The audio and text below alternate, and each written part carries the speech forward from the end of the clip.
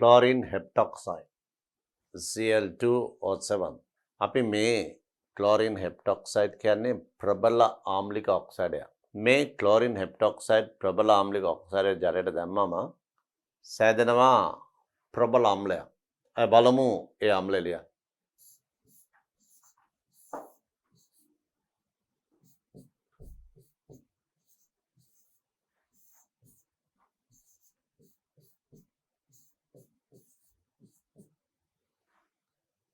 Chlorine වල ප්‍රධාන සංයුජතා දෙකට ගැලපෙන 1 සහ 7 ප්‍රධාන සංයුජතා 1 සහ 4 ගැලපෙන ක්ලෝරින් වල ඔක්සයිඩ් තමයි ක්ලෝරින් මොනොක්සයිඩ් සහ ක්ලෝරින් හෙප්ටොක්සයිඩ්. ක්ලෝරින් හෙප්ටොක්සයිඩ් වලින් හදන්නේ ප්‍රබල අම්ලය පර්ක්ලෝරික් ඇසිඩ්. ක්ලෝරින් මොනොක්සයිඩ් වලින් හදන්නේ දුබල අම්ලයක් HClO හයිපොක්ලෝරස් අම්ලය. මේක ප්‍රබල අම්ල.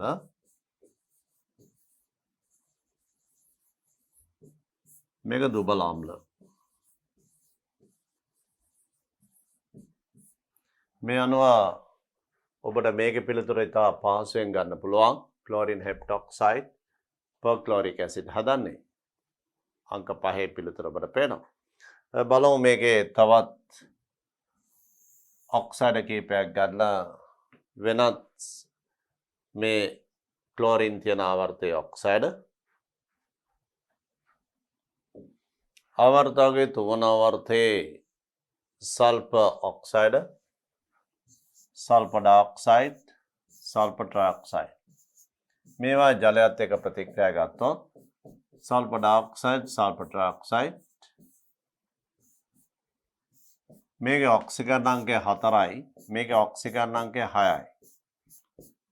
ඔක්සිජන් අංකය 4ෙන් 4 ඔක්සි අම්ල ඔක්සිජන් අංකය 6ෙන් 6 ඔක්සි අම්ල. ඒ කියන්නේ මේකේ හදන්නේ සල්ෆියුරස්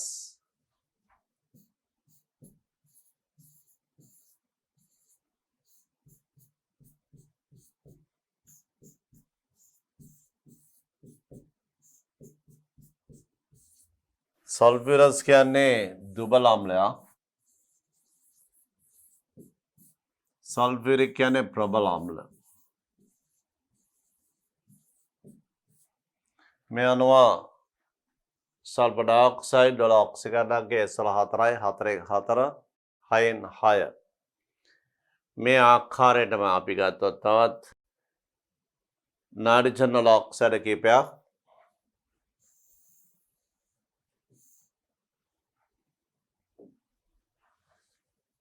नाइट्रोजन पेंटॉक्साइड जलयत එක්ක හදන ප්‍රබල අම්ල नाइट्रिक नाइट्रोजन ट्राइऑक्साइड जलयत එක්ක හදන දුබල අම්ල HNO2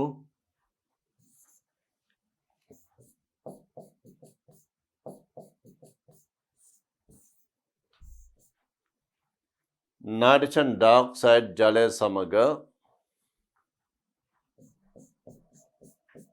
नाइट्रस नाइट्रिक අම්ල හදනවා. මේ ප්‍රතික්‍රියා දිහා බැලුවම පස්සේ नाइट्रोजन पेंटॉक्साइड වල ඔක්සිජන් අංකය ධන 5 ධන 5න් ධන 5 අම්ලය ධන 3න් ධන 3 අම්ලය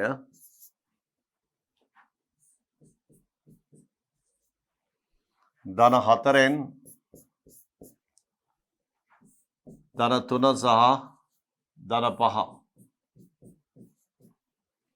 මේ ආකාරයට नाइट्रोजन पेंटॉक्साइड වලින් नाइट्रिक नाइट्रोजन ट्राइऑक्साइड වලින් नाइट्रस මේක ප්‍රබල අම්ල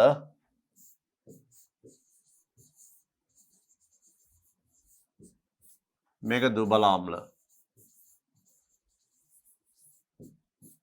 මෙතන දුබල සහ ප්‍රබල අම්ල දෙකක් හදනවා. මේ අනුව අපේ පිළිතුර අංක 5. බලමු ප්‍රශ්න අංක 16. පහත කුමන අවස්ථාවේදී බාෂ්පික ඔක්සයිඩ පමණක් අඩංගු වේද? ඩී ගණුවේ රසායනයේ vanadium chromium manganese vanadium chromium manganese उपरिम ऑक्सीकरणांक 5 6 7 मध्यस्थ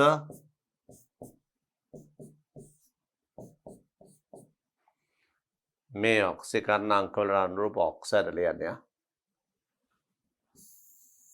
මේ මධ්‍යස්ථ ऑक्सीकरणांक වලට අනුරූප ऑक्साइड උභය ගුණී. මේ අවස්ථාවට වඩා වැඩි ඒවා සේරම ආම්ලිකයි.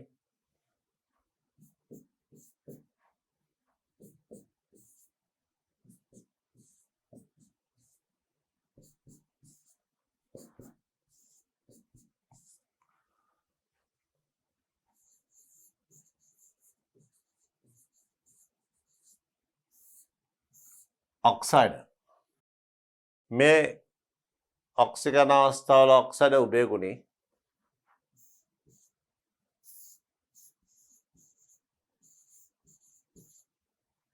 में अवस्था ऑक्साइड बाष्पिकाई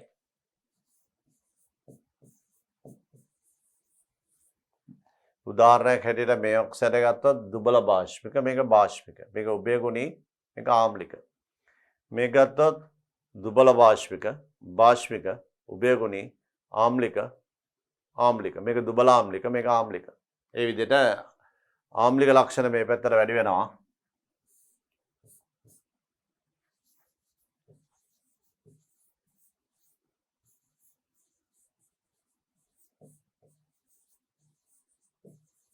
ආම්ලික ගුණ වැඩි වීම මේක උභයගුණී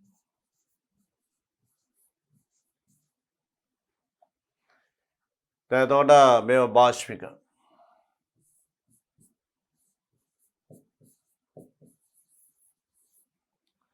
දැන් මේ ඔක්සයිඩ් ගැන කතා කරනකොට D කණුවේ මේ VO2 මෙතන ධන 4 ඔක්සිකරණාංකයට අනුරූප VO2 මේක Cr2O3 මේක मैंगनीज डाइऑक्साइड ඒවා උභය ගුණී මෙතනින් පහළ තියෙන VO बाष्पिकයි මේක V2O5 ආම්ලිකයි මෙතන CrO3 ආම්ලිකයි CrO बाष्पिकයි ඔය ආකාරයට දැන් අපි බලමු මේකේ පිළිතුරු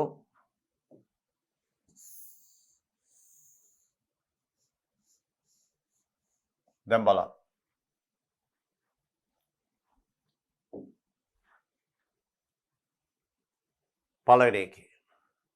පළවෙනි V2O3 මෙන්න මෙතන V2O3 बाष्पिकයි CrO පහලින් बाष्पिकයි Mn2O3 මෙතන Mn2O3 Mn වල ඔක්සිකරණාංක 3 बाष्पिकයි ඔබ දන්නවා S ගුණ बाष्पिकයි මේ නිසා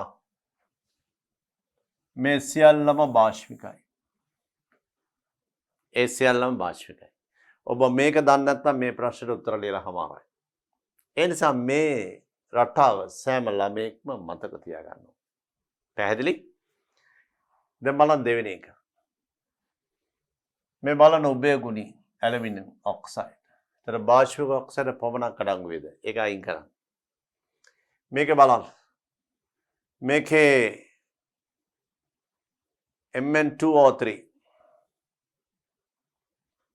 MnO CrO VO2 මේ තියෙන VO2 උභය ගුණී ඒක අතාරින්න ඇලුමිනියම් ඔක්සයිඩ් අතාරින්න උභය ගුණී මේක උභය ගුණී Cr2O3 අතාරින්න කර මේක බලන්න CrO2 මේ තියෙන CrO2 CrO ඔක්සිකරණාංක 4 ආම්ලිකයි ඊට මෙතන අතාරින්න MnO2 උභය ගුණී Cr2O3 උභය ගුණී මේ අනුව සියලුම ඔක්සයිඩ් बाष्पिक ලෙස සැලකිය හැකි උත්තරය අංක 1 මේ අනුව අපේ පිළිතුර बाष्पिक ඔක්සයිඩ් 1 ඒ වගේ මේ මොහොතේ මම මතක් කරලා දෙනවා මේ ළමයින්ට උභය ගුණී ඔක්සයිඩ් ටික beryllium aluminium zinc tin lead මේවා උභයගුණී මුල් ද්‍රව්‍ය.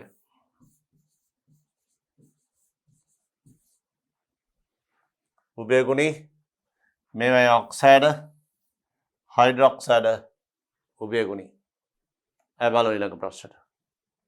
රුධිරයේ කැල්සියම් මට්ටම සෙවීමේ පරීක්ෂණයකදී රුධිර ඝන සෙන්ටිමීටර් 10ක සාම්පලයකට ඔක්සලේට් අයන එකතු කළා ලැබෙන කැල්සියම් ඔක්සලේට් කියන්නේ කැල්සියම් අයන කැල්සියම් ඔක්සලේට් ලෙස අවක්ෂේප කරලා තියෙනවා. කැල්සියම් අයන ඔක්සලේට් අයන එකතු කළා කැල්සියම් ඔක්සලේට් ලෙස අවක්ෂේප කරලා තියෙනවා. ඊට පස්සේ මේ අවක්ෂේපයට අම්ලයක් දාලා මේක සම්පූර්ණයෙන්ම දිය කරලා තියෙනවා ඔක්සලික් අම්ලය ලෙස. අම්ලයක් දැම්ම ඔක්සලික් අම්ලය ලෙස එක වෙන් වෙනවා. ඊට පස්සේ ආම්ලික ද්‍රාවණය පොටෑසියම් පර්මැංගනේට් එක අනුමාපනය කරලා තියෙනවා. මේකේ තියෙන ඔක්සලේට් පර්මැංගනේට් එක අනුමාපනය කිරීමේදී අනුමාපනයේදී වෙන්නේ ඔක්සලේට් කාබන් ඩයොක්සයිඩ් වෙනවා. පර්මැංගනේට් මැංගනස් වෙනවා. වැවෙච්ච පර්මැංගනේට් ටික දීලා තියෙනවා මේ තියෙන්නේ. මේ ටික හොයාගන්න පුළුවන් වේවි. එතනින් පුළුවන් අපිට ඔක්සලේට් වලට යන්න. ඔක්සලේට් දාන්නවා නම් අපිට පුළුවන් කැල්සියම් වලට යන්න. එකට එකයි. අපි මුලින්ම මේකේ ඔක්සිකරණ ඔක්සිහරණ නැත්නම් රෙඩොක්ස් ප්‍රතික්‍රියාවේ තුලිත සමීකරණ නිර්මාණය කරමු. පර්මැංගනේට් ඔක්සලේට්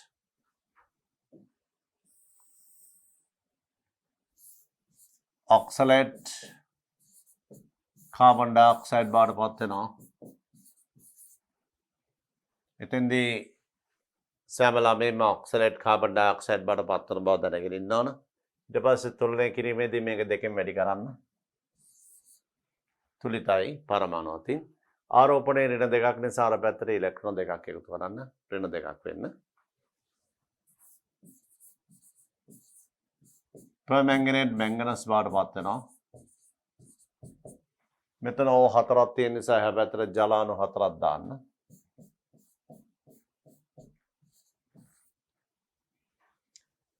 දකුණු පැත්තේ H8ක් තියෙනවා. මේ පැත්තට H8ක් දාන්න. මේ පැත්තේ මුළු ආරෝපණය ධන 2යි. මේ පැත්තේ ආරෝපණය 8න් එකක් අඩු වුණාම 7යි. 7 2 දක්වා අඩු කරන්න ඍණ 5ක් එකතු කරන්න. මේකට එකතු කරන්න ඉලෙක්ට්‍රෝන 5ක්. මේ සමීකරණ දෙක එකතු කරන්න. පළවෙනි සමීකරණය 5න් දෙවෙනි එක 2න්. පළවෙනි එක 5න් වැඩි කරන්න. දෙවෙනි එක 2න් වැඩි කරලා එකතු කරන්න. පළවෙනි එක 5න් වැඩි කරාම 5යි ඔක්සලේට්.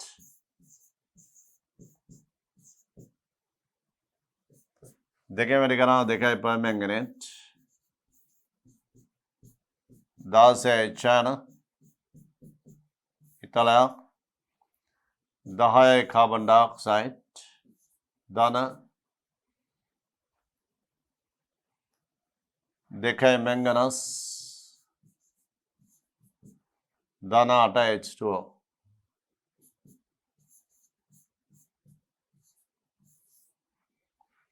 මේ තමයි තුලිත සමීකරණය.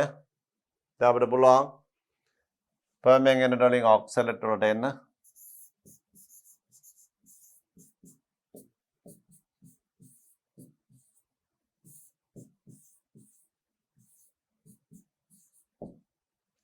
පර්මැංගනේට් පරිමාණ 2.1.8.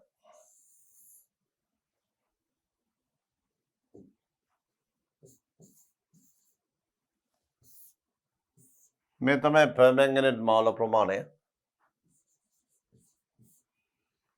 ඔබට පේනවා මේ ප්‍රතික්‍රියාවේ ස්ටොයිකියෝමීටර් දිහා බැලුවාම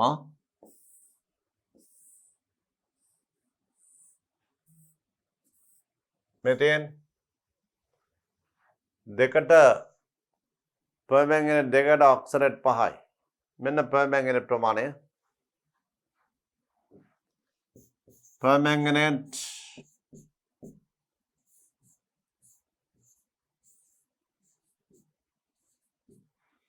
permanganate දෙකකට oxalate 5යි. permanganate දෙකකට oxalate 5 බෙදීම 2ක්. දැන් ඔබට පේනවා permanganate මෙච්චර ප්‍රමාණයක් තියෙන එමනම් මුළු oxalate ප්‍රමාණය එනවා.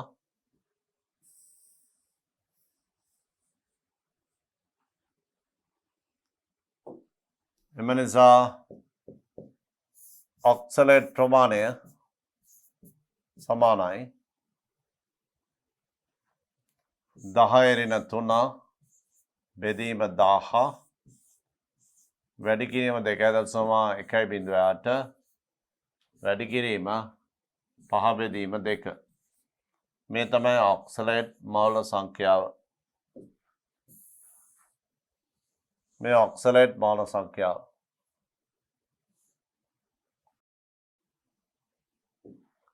දැන් අපි මේ ද්‍රාවණයේ oxalate මවුල සංඛ්‍යාවට යමු.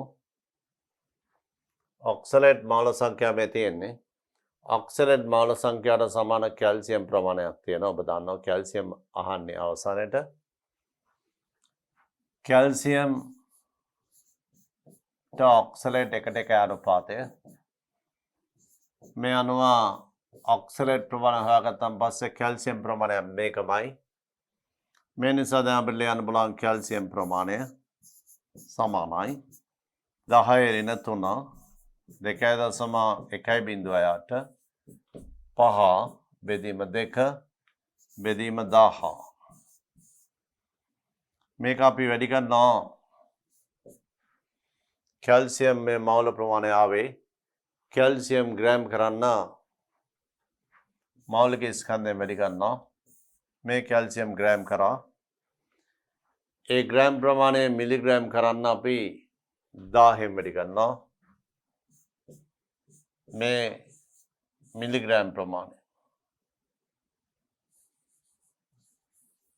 මේ මිලිග්‍රෑම් ප්‍රමාණය ආවේ අපි ගත්ත මිලිලීටර් කීයකද 10ක වෙන්නේ නැති බලමු ප්‍රමාණය කීයද කියලා අපි මේ සාම්පලය ගත්තේ මිලිලීටර් 10යි 10ක තියෙන මිලිග්‍රෑම් ප්‍රමාණය අපිට දැන් ඇවිල්ලා තියෙන්නේ අපි parts per million වලින් අහන්නේ parts per million කියලා කියන එකේ අදහස ඝන ඩෙසිමීටර් එක දිය වෙච්ච මිලිග්‍රෑම් ප්‍රමාණය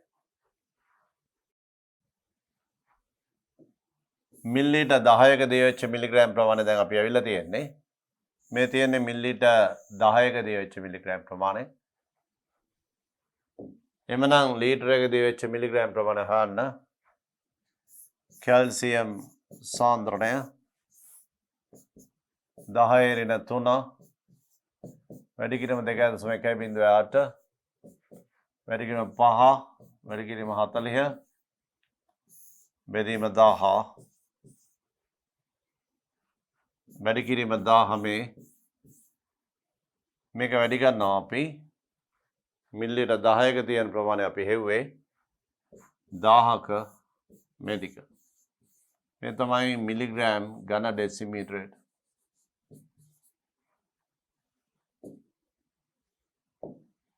දැන් බලමු සුළු කිරීම ටික මේ 1000ට මේ 1000 කැපලා යනවා මේ 1000ට මේ 1000 කැපලා යනවා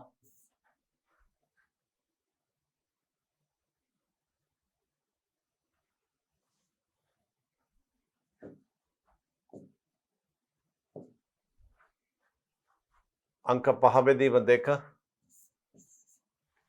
එක ලියවිලා නැහැ ඒක ලියන්න ඕන අපි ඊට පස්සේ සුළු කිරීම බැලුවොත් 10 වරක් 2 20යි 20 2ක් 10 වරක් 2 20යි 20 2යි දෙකෙන් මේ පහ වැඩි කරාම 10ක් එනවා උත්තරේ 2.1.8 වැඩි කිරීම 10යි මේ තමයි ඝන ඩෙසිමීටර් මිලිග්‍රෑම් ඕකට තමයි parts per million කියලා කියන්නේ 21.08යි ppm මේ අනුව කැල්සියම් මාන සාන්ද්‍රණය මේ උත්තරයි පිළිතුර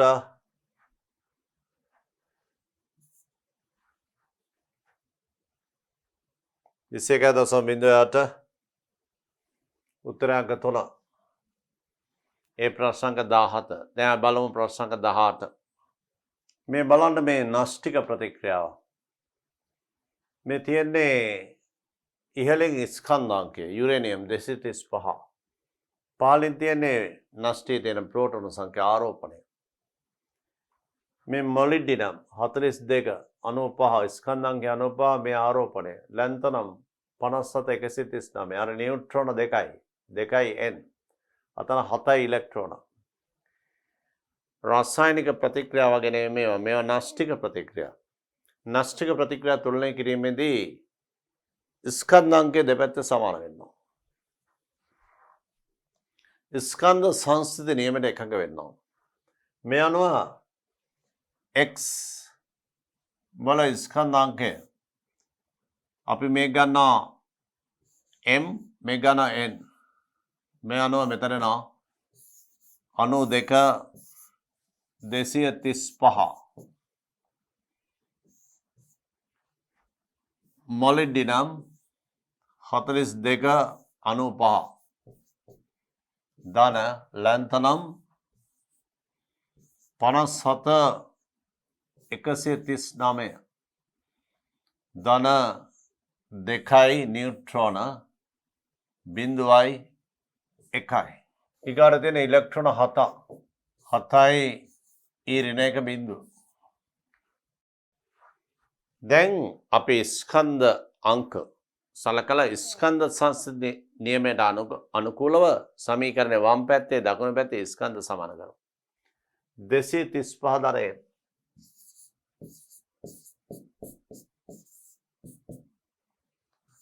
95 ධන 139 මෙතනින් දෙකෙන් වැඩි කරනවා 2යි අතන බිඳුවයි. මේ ටිකේ කීයද එකතු වෙන්නේ? 139 2 141යි. එතන 95යි. 6යි 9 13යි 236යි. දකුණු පැත්තේ 236යි. වම් පැත්තේ 235 තියෙනවා. එහෙමනම් මෙතන n වලගේ එකයි. මේ පැත්තේ 236 එන්නේ. මේ 235 දකුණු පැත්තට ගියාම එකක් විතර. ස්කන්ධාංක එකයි. දැන් බලමු අපි m වලගේ ආරෝපණය 92 ධන m සමානයි. මේ පැත්තේ 42 ප්‍රෝටෝන 42යි. මේකේ 57 ඊට අමතරව බිඳුව මෙතන ආරෝපණය ඍණ 7යි. දැන් මෙතන සුළු කරාම කීයද එන්නේ? 57න් 7ක් ගියාම 50යි. 50යි මෙතන 42යි 92යි. මේ පැත්තෙත් 92යි මේ පැත්තෙත් 92යි. m සමානයි බිඳුවයි.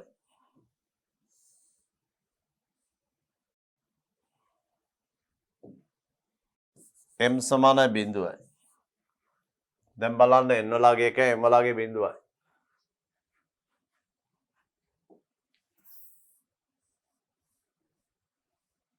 මෙතන බිඳුව මෙතන 1.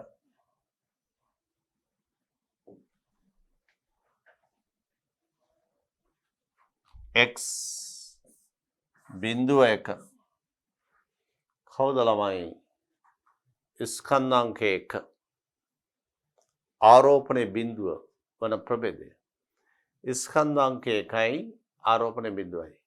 නියුට්‍රෝනය.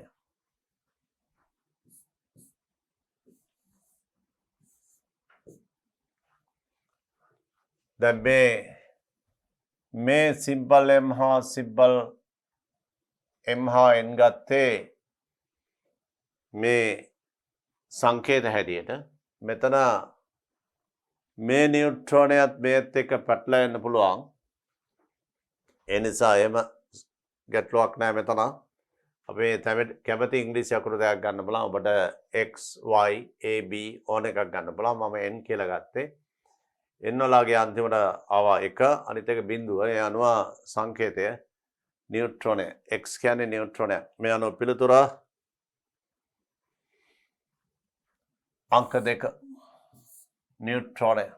බලමු ප්‍රශ්න අංක 19 NClO3 මේකේ ව්‍යුහ සූත්‍රය නිර්මාණය කරන්න.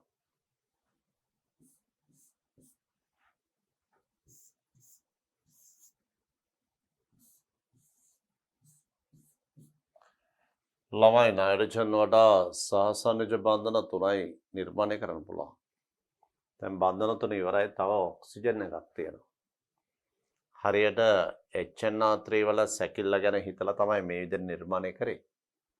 HNO3 තව ඔය එකක් ඕන. අපි ඒකට දායක බන්ධනයක් දාන මේ විදිහට. ධන ඍණ. මේක තමයි මූලික මේකේ ව්‍යුහය.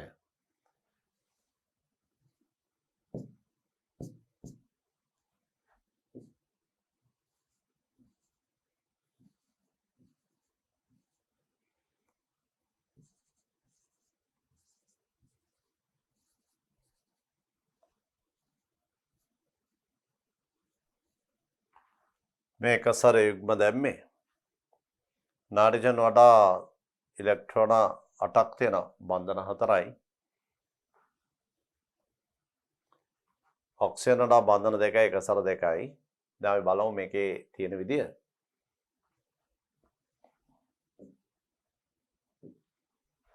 sp3 මුහුම්කරණයේ ඇති ඔක්සිජන් පරමාණුකද sp3 මුහුම්කරණය කිව්වම s1යි p3යි මුහුම් කාක්ෂික 4යි.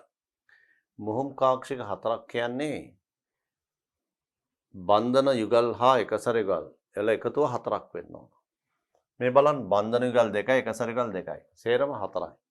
ඒ නිසා බන්ධන යුගල් 2 සහ එකසර යුගල් 2 සඳහා මුහුම් කාක්ෂික 4ක් අවශ්‍යයි. ඒ සඳහා පුළුවන් sp3 මුහුම්කරණය. මේක හරි. sp3 මුහුම්කරණයේ ඇති ඔක්සිජන් පරමාණුවක් ඇත. මෙතන ඔක්සිජන් පරමාණුවක් තියෙනවා. නමුත් මේ කෙලවර බලන්න. මේ කෙලවර බැලුවොත් එකසර යුගල් 3යි. බන්ධන යුගලයි. සේරම යුගල් 4යි. ඒ නිසා එතනත් sp3 මුහුම්කරණය. ඒ නිසා පළවෙනි එක අසත්‍ය ප්‍රකාශය යටතේ අයිති වෙනවා. ඊගාට නාඩිජන් පරමාණු. N පරමාණු ගත්තොත් sp2 මුහුම්කරණය වී ඇත. බලන්න. සිග්මා බන්ධන 3යි 5 බන්ධනය අතාරිනවා. සිග්මා බන්ධන 3ක් නම් මුහුම් කාක්ෂික 3යි sp2. ඒක හරි. තර පළවෙනි එක අපි sp3 මුහුම්කරණයේ ඇති ඔක්සිජන් පරමාණුවක් ඇත කිව්වම මෙතන ආවා sp3 මෙතනත් ආවා sp3 මේ අනුව ඔක්සිජන් පරමාණුවක් ඇත කියන ප්‍රකාශය සාවද්‍ය වෙනවා.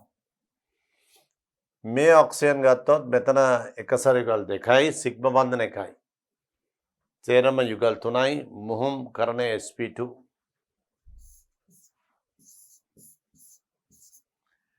නාඩිජන් පරමාණු sp2 මුහුම් කරණය ඇත. මේක හරි.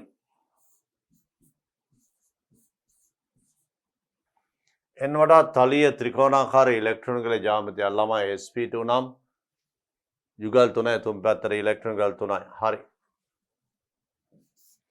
අණු තුළ ඇති සියලුම පරමාණු එකම තලයක පවතී. මෙතන sp2 මුහුම්කරණය වෙච්ච වෙලාවේදී n වඩා ඇති බන්ධන 3ම තියෙන එකම තලය. මේ ටික සේරම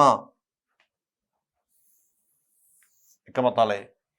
නමුත් මේ ඔක්සිජන් වල මුහුම්කරණය sp3 නිසා මේ Cl මේ තලයෙන් ඉවතට යනවා.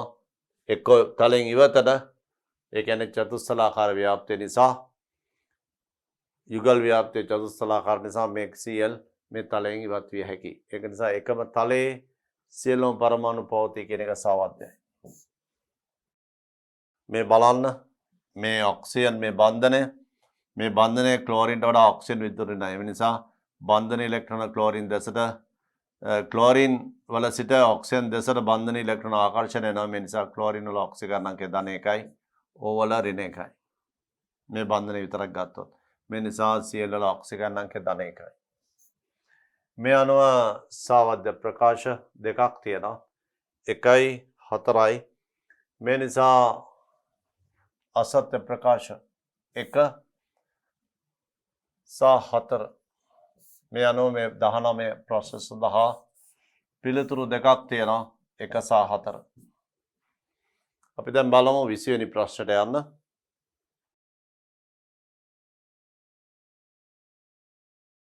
අපි බලමු මේ කාබනික සංයෝගයේ C8H11N කියන ව්‍යුහය ගත්තන් පස්සේ මේකේ බෙන්සින් වලයක් තියෙනවා.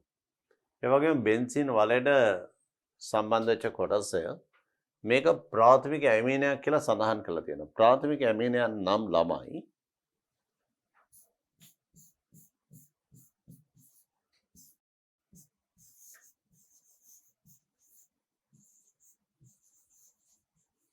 මෙන්න මේ කොටස තියෙනවා.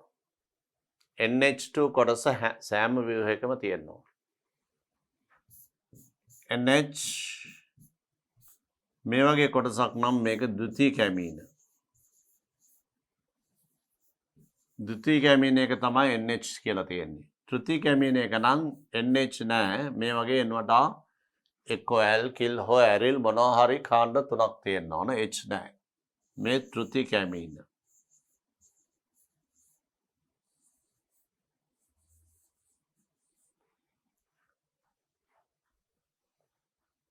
N පරමාණු බෙන්සින් වලට කෙලින්ම බැඳියේ නැත. ඒ කියන්නේ NH2 කාණ්ඩේ බෙන්සින් වලට එකෙල්ලේම සම්බන්ධ කරන්න බෑ. ඒ හැර වෙනත් ව්‍යුහ නිර්මාණය වෙන්න ඕන. අපි බලමු නිර්මාණය කරන්න.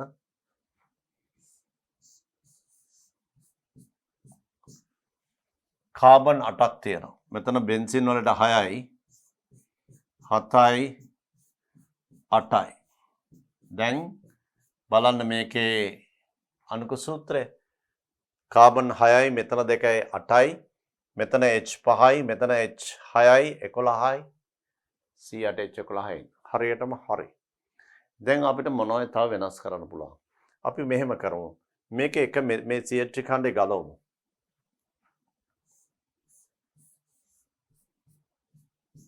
CH ඛණ්ඩේ ගලවලා මේ ව්‍යුහය ලියමු.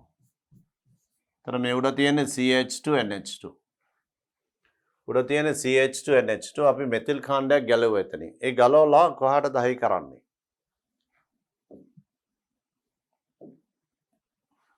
අපි මෙතිල් කාණ්ඩය මේ ව්‍යුහයේ මෙතිල් කාණ්ඩය මෙහෙම සවි කරමු. ඊළඟ එකේ අපි මේ ස්ථානයේ මෙතිල් කාණ්ඩය සවි කරමු. CH2NH2 මෙතිල් කාණ්ඩය මෙතනට සවි කරමු. හරියට මේකට සාපේක්ෂව ඕතෝ මේකට සාපේක්ෂව මෙටා. ඊට පස්සේ අපි ගමු මෙතිල් කාණ්ඩය පැරා කාබන්ට.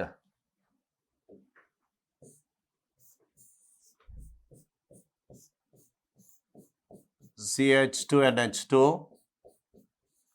මේක මෙතනට ගමු. මේ අනුව නිර්මාණය කළා ව්‍යුහ තුනක්. ව්‍යුහ තුනක් නිර්මාණය කළා. තර ව්‍යුහ තියෙන මෙතන 1යි මෙතන ව්‍යුහ 3යි.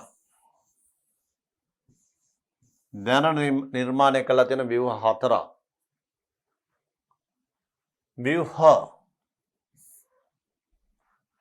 ව්‍යුහ ගාන කොහොමද කියලා අහන්නේ? සමාවයක ව්‍යුහ. දැනට ව්‍යුහ තියෙනවා 4ක්. අපි තව ව්‍යුහයක් නිර්මාණය කරමු මේ විදිහට.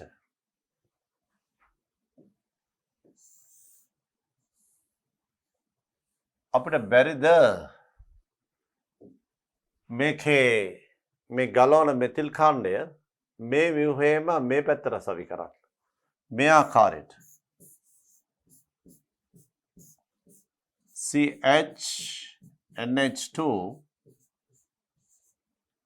මේ ආකාරයට. මේක සමහර කෙනෙක් හිතයි මේ ද්විතීයික ඇමීනයක් නෑ මේ ප්‍රාථමික ඇමීනයක්. NH2 කාණ්ඩ. प्राथमिक amine NH2, प्राथमिक amine NH2, प्राथमिक amine NH2, प्राथमिक amine NH2. සියල්ලම ප්‍රාථමික amine. මෙතන ව්‍යුහ තුනයි. මෙතන ව්‍යුහ දෙකයි. ව්‍යුහ සංඛ්‍යාව 5යි. අපේ මේ ප්‍රශ්නේ හැවුවනම් ව්‍යුහ කියන්නේ නැතුව බෙන්සින් වලයට එකෙල්ලේම NH2N පරමාණු සම්බන්ධ නොවිය යුතුයි. හරි. සෑම සංයෝගයකම NH2 කාණ්ඩයක් තිබිය යුතුයි. නැත්නම් ප්‍රාථමික ඇමින විය යුතුයි. හරි. මේ අනුක සූත්‍රය සඳහා තිබිය හැකි සමාවයවික සංඛ්‍යාව කියලා. අපි එවනම් මේකේ උත්තරේ 5 නෙවෙයි තවත් එකක් වැඩි කරනවා. ඇයි? මේක ප්‍රකාශ සක්‍රියයි. මේකට තියෙන සමාවයක දෙකක්. එතකොට උත්තරේ 6ක් වෙනවා. නමුත් ව්‍යුහ සමාවයක කියලා අහලා තියෙන්නේ මෙතන. මේ තියෙන්නේ x තිබිය හැකි සමාවයක ව්‍යුහ ගාන. එතකොට අපි ප්‍රකාශ සමාවයක වල ව්‍යුහය කහ සමාන නිසා ව්‍යුහ ගාන විතරක් අහන නිසා අපි ප්‍රකාශ සමාවයක මෙතෙන්දී සලකන්නේ. මේ නිසා අපේ පිළිතුර යනවා අංක 5. ඒ කියන්නේ අංක 5 කියන්නේ ව්‍යුහ සංඛ්‍යා 5ට.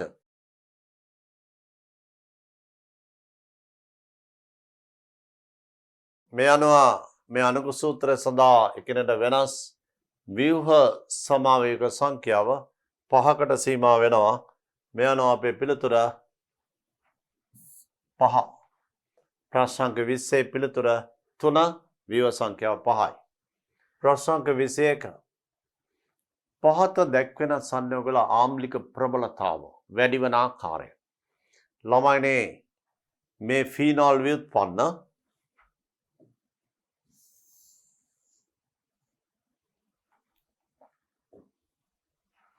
මොහොතකට හිතන්න මේ ෆීනෝලේ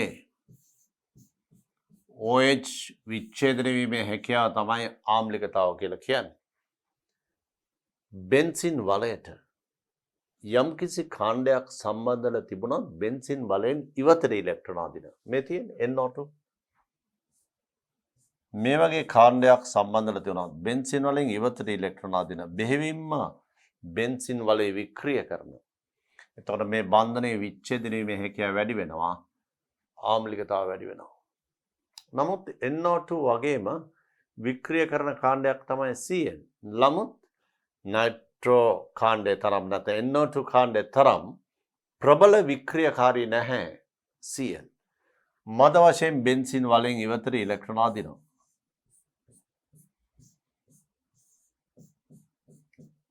Cl වලින් කරන්නේ මද වශයෙන් මෙහාට ඉලෙක්ට්‍රෝන අදින එක. බෙන්සින් වලින් ඉවතට මද වශයෙන් ඉලෙක්ට්‍රෝන ඇදීම නිසා මේ OH බන්ධනයේ ඉලෙක්ට්‍රෝන වලාව මද වශයෙන් මෙහෙම විච්ඡේදනය වන්නේ. ඒ නිසා වික්‍රියකාරී භාවය වැඩි වෙන්න ආම්ලිකතාව වැඩි වෙනවා. මේ අනුව D සහ E ගත්තොත් D සහ E වලින් වඩාත් ආම්ලික වන්නේ නයිට්‍රොෆීනෝල. ක්ලෝරොෆීනෝල වල ආම්ලිකතාවය ඊට සාපේක්ෂව අඩුයි. මේ කොටස් දෙකම Cl වලෙන් ඉවතට ඉලෙක්ට්‍රෝන අදිනවා. NO2 කාණ්ඩය වලෙන් ඉවතට ඉලෙක්ට්‍රෝන බෙහෙවින් අදිනවා. මේ අනුව වඩාත් ආම්ලික නයිට්‍රෝ කාණ්ඩය ඇති විට තරමක් ආම්ලිකයි Cl ඇති විට. අපි බලමු ඊතර අවස්ථා දෙක. මේ සියලුම ආම්ලිකතාවන් සංසන්දනය කළේ ෆීනෝල් වලට සාපේක්ෂව. මේ නිසා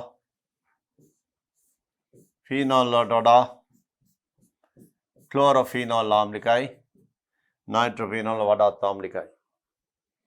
අපි දැන් බලමු මෙතිල් සහ OCH අවස්ථා දෙක.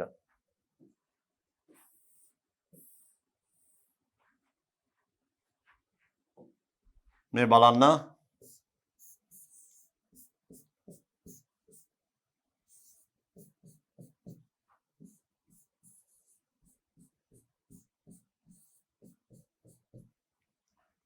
මෙතිල් කාණ්ඩය ඉලෙක්ට්‍රෝන බෙන්සින් වලය දෙසට තල්ලු කරනවා.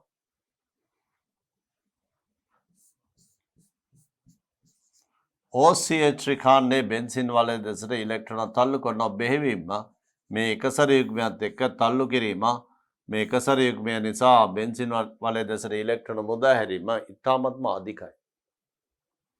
මේ නිසා බෙන්සින් වලේ ඉලෙක්ට්‍රෝන ගන්න ඉහළ යනවා OCH ත්‍රිකාණ්ඩය නිසා මෙතිල් වලටත් වඩා.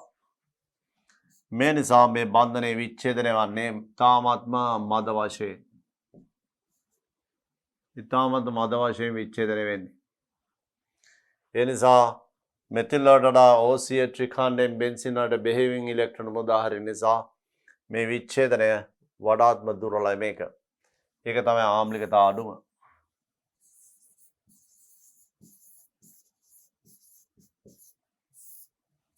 ආම්ලිකතා අඩුම ප්‍රභේදය මේක. මේ නිසා මේකේ පිළිතුරු වශයෙන් තෝරගන්න පුළුවන් අපිට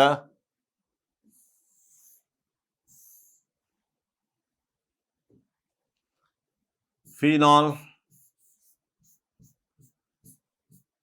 වලට වඩා වැඩි ආම්ලිකතාව Cl අන්තර්ගත එකේ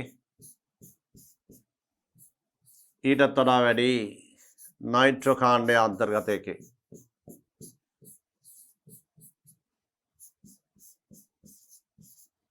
ෆීනෝල් වලට වඩා ආම්ලිකතාව අඩුයි මෙතිල් කාණ්ඩය සම්බන්ධ එකේ.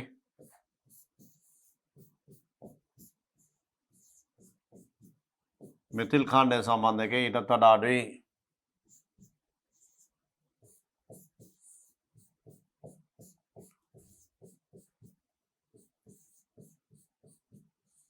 OCH ත්‍රිකාණ්ඩය සම්බන්ධ එකේ තමයි වඩාත්ම අඩු. මේ අනුව ඔබට පේනවා මේ පැත්තට ආම්ලිකතාව වැඩි වෙනවා. ආම්ලිකතාව වැඩි වේ. ඒ අනුව අපිට ආම්ලිකතා ශ්‍රේණිය ඉතා පහසුවෙන් තීරණය කරන්න පුළුවන්. නමුත් ළමයිනේ මේ ප්‍රශ්නට උත්තර ලියලා මෙතනින් නික්ම ගියාම අපිට ඊළඟ එන බහුවර්ණය බැරි වෙන්න පුළුවන් කරන්න. ඒ නිසා මේ ළමයි දැනගෙන ඉන්න බෙන්සින් වලය සක්‍රිය කරන කාණ්ඩ කවුද? මේ තියෙන්නේ බෙන්සින් වලය සක්‍රිය කරන ඉලෙක්ට්‍රෝන තල්ලු කරන කාණ්ඩ මේ වලය සක්‍රිය කරනවා. වලය වික්‍රිය කරන කාණ්ඩ මේ. මෙන්න මේ ගැන අවබෝධයක් තියෙනවා. ඒ නිසා ඔබට ඒ කියන්නේ ඉතා සුළු වශයෙන් මේ මොහොතේ කියලා දෙනවා. මේවා මතක තියාගන්න බෙන්සින් වලේ සක්‍රිය සහ වික්‍රිය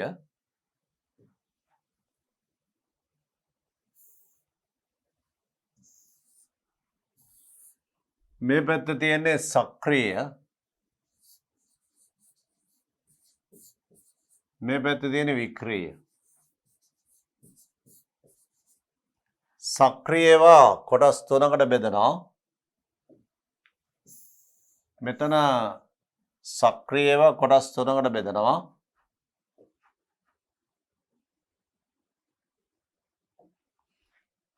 අල්ප සක්‍රිය, මද වශයෙන් හා බෙහෙවින් කියලා.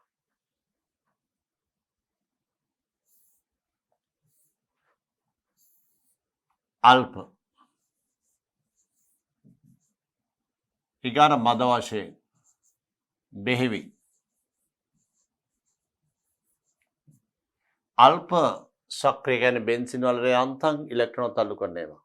ඒවට ගන්න පුළුවන් මෙතිල් කාණ්ඩ. ඒ වගේම බෙන්සින් වලය. මද වශයෙන් සක්‍රිය බෙන්සින් වල ඉලෙක්ට්‍රෝන තල්ලු කරන ඒවා. NH CO CH3 බෙන්සින් වලට තල්ලු කරනවා ඉලෙක්ට්‍රෝන. බෙහෙවින්ම සක්‍රියව මේ තියෙන්නේ OH NH2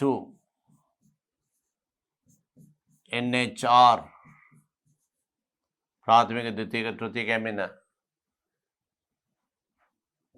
මේ වගේ ඒවා ඕරින කාණ්ඩ මේ බෙන්සින් වලය මද වශයෙන් සක්‍රිය කරන ඒවා NHCO CH3. ඒ වගේම වික්‍රිය කරන ඒවා කොටස් තුනයි. අල්ප මද වශයෙන් බෙහෙවින්.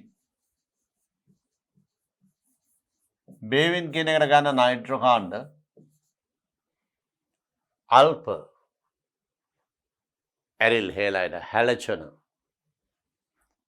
FCl BRI මද වශයෙන් වික්‍රිය කරන්නේවා ඇල්ඩිහයිඩ කීටෝන කාබොක්සිලික් අම්ල එස්ටර මේ මද වශයෙන් වික්‍රිය අර බෙහෙවින් වික්‍රිය මද වශයෙන් අල්ප බෙහෙවින් සක්‍රිය මද වශයෙන් හා අල්ප මේ විදිහට කොටස් තුනකට වෙන් කළා සක්‍රිය වික්‍රිය ඒ අනුව අපිට පුළුවන් මේ වගේ ප්‍රශ්නවල උත්තර හොයාගෙන යන්න. අපි බලමු ඊළඟ ප්‍රශ්නේ. අපි බලමු මේකේ පිළිතුර වලට යන්න. බෙන්සින් වල බෙහෙවින්ම වික්‍රිය කරන්නේ NO2 ඛණ්ඩය මගින්. ඒ නිසා වඩාත්ම ආම්ලික වන්නේ E. මේ අනුව E වඩාත් ආම්ලිකයේ පිළිතුරු වශයෙන් තියෙන අංක 2 සහ 3. බලමු ඊගාට අඩු ආම්ලිකතාවක් තියෙන්නේ කැපිටල් D වල සුළු වශයෙන් වික්‍රිය කරන එක. මේ අනුව ඊගාට කැපිටල් D එන්නේ අංක 2. මේ අනුව ආම්ලිකතාව වැඩිම නයිට්‍රෝ කාණ්ඩය ඊගාට Cl ඒ දෙන්නගේම ආම්ලිකතාව වැඩි ෆීනෝල් වලට වඩා ඒට සාපේක්ෂව ඊට පස්සේ මේ දෙන්නගේ ආම්ලිකතාව අඩුයි අඩුම එක බෙහෙවින්ම ඉලෙක්ට්‍රෝන තල්ලු කරන B වල පිළිතුර අංක 2. අපි බලමු ප්‍රශ්න අංක 22. කිසියම් උෂ්ණත්වයකදී ප්‍රතිවර්ත ප්‍රතික්‍රියාවකට උත්ප්‍රේරකයක් එකතු කළ විට ඒ කියන්නේ ප්‍රතිවර්ත ප්‍රතික්‍රියා කියන්නේ දෙයත්තටම සිදුවන ප්‍රතික්‍රියා.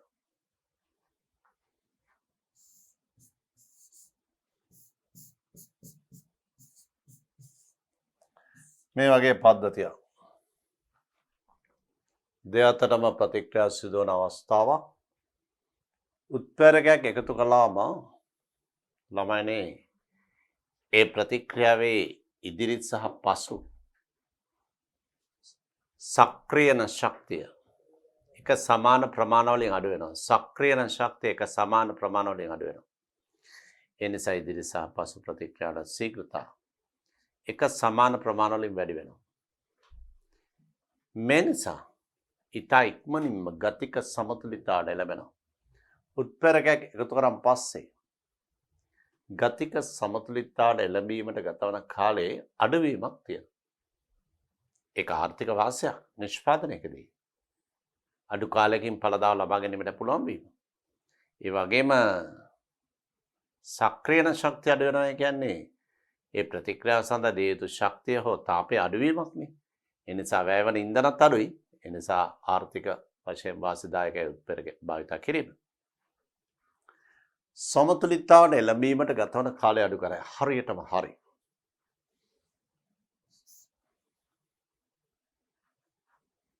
නමුත් උත්ප්‍රේරකය එකතු කරන් පස්සේ ඵලදාව වැඩි වෙන්නේ. කිසියටකවත් ඵලදාය වැඩිවීමක් අපේක්ෂා කරන්න බෑ.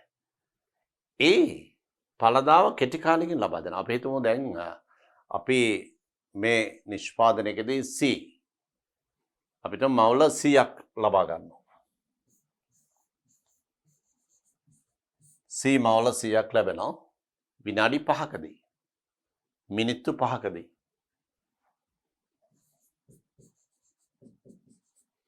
මිනිත්තු 5කදී තමයි C මවුල 100ක් ආවේ.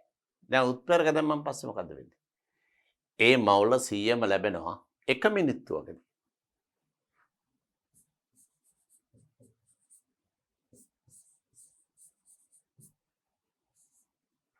බලන්න 1 මිනිත්තුවකදී මවුල 100. මිනිත්තු 5කදී 100 ලැබිච්ච එක 1 මිනිත්තුවකදී මේ මවුල 100 ලැබෙනවා. ඒක නිසා ඵල ප්‍රමාණය වැඩිවීමක් නැහැ. නමුත් ඒකීය කාලයකදී ඵලදාව මිනිත්තු 5කදී 100 නම් 1 මිනිත්තුවකදී මවුල 20යි. ශීඝ්‍රතාව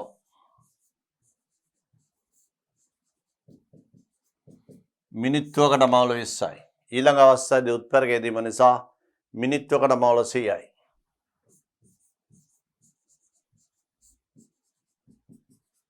මේ නිසා උත්ප්‍රේරකය දීම නිසා ඒකීය කාලයකදී ඵලදාව වැඩි වී ඇත. හරියට හරි. ඒකීය කාලයකදී ඵලදාව වැඩි වී ඇත. ඔය තියෙන වැඩි වෙලා. මිනිත්තුවකට 20 දැන් මිනිත්තුවකට 100. නමුත් මුළු ඵලදාය වැඩිවීමක් නැහැ. මුළු ඵලදාව නිශ්චිතයි. ඒ නිසා උත්පැරක එකතු කිරීම නිසා ළමයි ඵලදාව වැඩි වෙන්නේ නැහැ. සමතුලිතතාවයට එළඹීමට ගත වන කාලය අඩු වෙනවා. ඉදිරි සහ පසු ප්‍රතික්‍රියාවල ශීඝ්‍රතා වැඩි වීම නිසා. මේ නිසා සමතුලිතතාවයට එළඹීමට ගත වන කාලය අඩු කරනවා.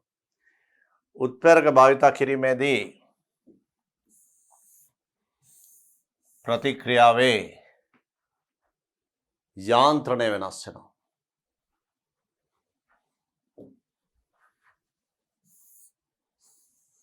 මේ බලන්න ඒ B බවට පත්වන ප්‍රතික්‍රියාවක් ගත්තොත් මේ ආරම්භක මාර්ගය මේ ප්‍රතික්‍රියා කණ්ඩාංකයේ මේ ශක්තිය මේ ප්‍රතික්‍රියා කණ්ඩාංකය AB බවට පත්වන මේ ප්‍රතික්‍රියා खंडांकයේ තිරස් අක්ෂය මේ උත්පැරක නැතිවට ගමන් මාර්ගය උත්පැරක ඇතිවිට ගමන් මාර්ගය මෙන්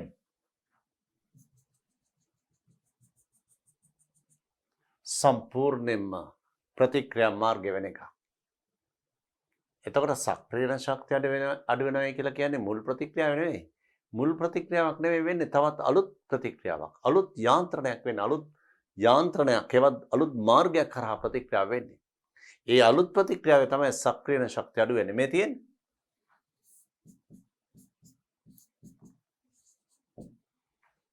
EA1 උත්පැරක ඇති විට සක්‍රීය ශක්තිය. උත්පැරක නැති විට සක්‍රීය ශක්තිය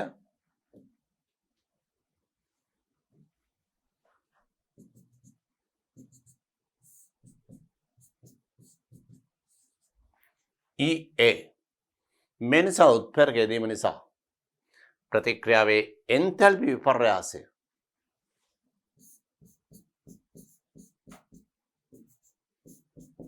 එන්තැල්පි විපර්යාසයේ කිසිදු වෙනසක් වෙන්නේ නැහැ. ඒ කියන්නේ සමහර විභාග ප්‍රශ්නවල කියනවා උත්පැරක යෙදුව විට එන්තැල්පි විපර්යාසය වෙනස් කරයි. තාපදායක ප්‍රතික්‍රියා තාප අවශෝෂක කරයි. තාප අවශෝෂක ප්‍රතික්‍රියා තාපදායක කරයි. සම්පූර්ණයෙන්ම සාවද්දයි. උත්පැරක නිසා ප්‍රතික්‍රියාවේ එන්තැල්පි විපර්යාසවල කිසිදු වෙනසක් වෙන්නේ නැහැ. මේ නිසා බලමු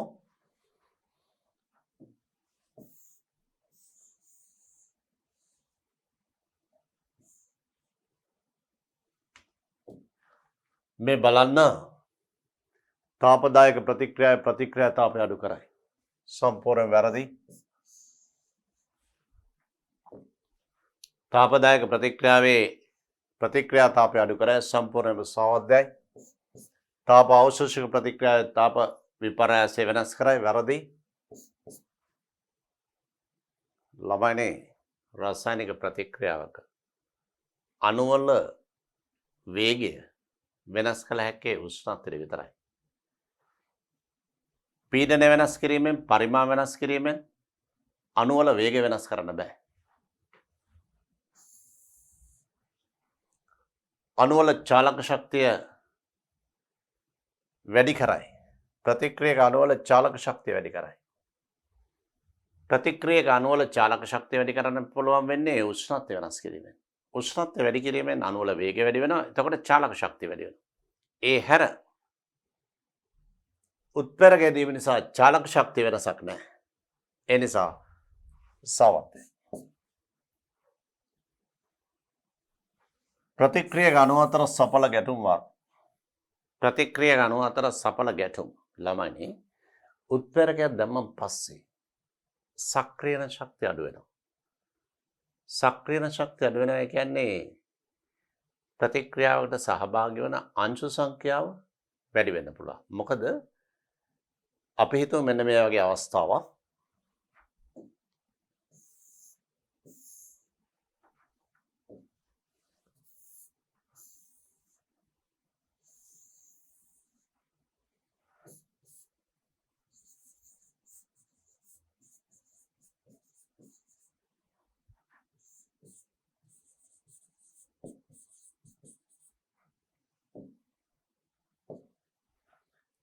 අපි හිතුව මේ ප්‍රතික්‍රියාවේ සක්‍රීය ශක්තිය EA.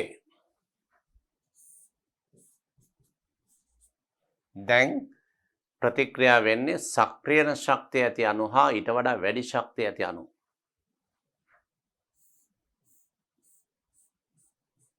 මේ ශේෂ්ඨඵලයෙන් පෙන්වුම් කරන්නේ සක්‍රියන ශක්තිය හා ඊට වඩා වැඩි ශක්තිය ඇති අණු ප්‍රතික්‍රියාවට සහභාගී වන අණු සංඛ්‍යාව. මේ ටික තමයි ප්‍රතික්‍රියාව වෙන්නේ.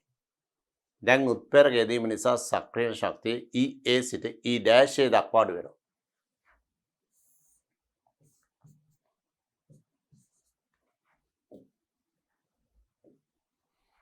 දැන් මේ මොහොතේ උත්ප්‍රේරක යෙදීම නිසා E' ඊට වඩා වැඩි චාලක ශක්තිය ඇති අණු සියල්ලම ප්‍රතික්‍රියා වෙනවා. මේ තියෙන්නේ මේ ශේෂ්ඨඵලයට වඩා වැඩි මේ ශේෂ්ඨඵලය. මොකද මේ ප්‍රස්ථාරය පෙන්වුම් කරන්නේ අනුභාගය සක්‍රියන ශක්තිය හා අණු සංඛ්‍යාව වෙනස් වන ආකාරය. ඒ කියන්නේ සක්‍රියන ශක්තිය අඩුවීම නිසා ප්‍රතික්‍රියාවේ උත්ප්‍රේරක යෙදීම නිසා සක්‍රියන ශක්තිය EA සිට E' දක්වා අඩුවීම නිසා ප්‍රතික්‍රියාවට සහභාගී වන අංශු සංඛ්‍යාවේ වැඩිවීමක් වෙලා තියෙනවා. මේ සියල්ලම අංශු සංඛ්‍යාව වැඩි වන විට සඵල ගැටුම් සංඛ්‍යාව වැඩි වෙලා ඵලදාව වැඩි වෙනවා. ඒකේ කාලෙකදී ලැබෙන ඵලදාව ඉහළ යනවා. මේ නිසා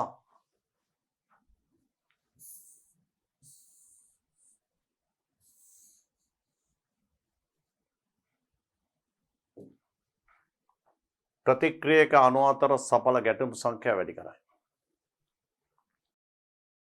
මේ ප්‍රශ්න සම්බන්ධයෙන් පිළිතුරු ඇගීමේදී සමතුලිතතාවට එළඹීමට ගත වන කාලය අඩු කරයි. හරියටම හරි. ඊගාවට ප්‍රතික්‍රියක අණු අතර සඵල ගැටුම් සංඛ්‍යාව වැඩි කරයි. හරියටම හරි. උත්ප්‍රේරක යෙදීම නිසා සක්‍රියන ශක්තිය ඇති අනුභාගය වැඩි වෙනවා. සක්‍රියන ශක්තිය හා ඊට වඩා වැඩි ශක්තිය ඇති අනුභාගය ඉහළ යනවා. උත්ප්‍රේරක යෙදීම නිසා. ඒ නිසා සඵල ගැටුම් සංඛ්‍යාව ඉහළ යෑමෙන් ප්‍රතික්‍රියාවේ ශීඝ්‍රතාවද ඉහළ යනවා. මේ නිසා ප්‍රතික්‍රියක අණු අතර සඵල ගැටුම් සංඛ්‍යාව වැඩි කරයි. මේකත් හරි. මේ අනුව ප්‍රශ්න අංක 22 පිළිතුරු දෙකක් තියෙනවා. 1යි 4යි. සමතුලිතතාවට එළඹීමට ගත වන කාලය අඩු කිරීම, ප්‍රතික්‍රියක අණු අතර සඵල ගැටුම් සංඛ්‍යාව වැඩි කිරීම. උත්ප්‍රේරක එකතු කළ විට සිදුවන අවස්ථා මේ අනුව 22 ප්‍රශ්නයේ පිළිතුරු දෙකක් තියෙනවා. 1 සහ 4. අපි දැන් බලමු 23 වෙනි ප්‍රශ්නයට. ඇලුමිනියම් කුඩු එක්තරා නිෂ්ක්‍රීය අපද්‍රව්‍යයක් සමග අන්තර්ගත මිශ්‍රණයකින් ග්‍රෑම් 6ක්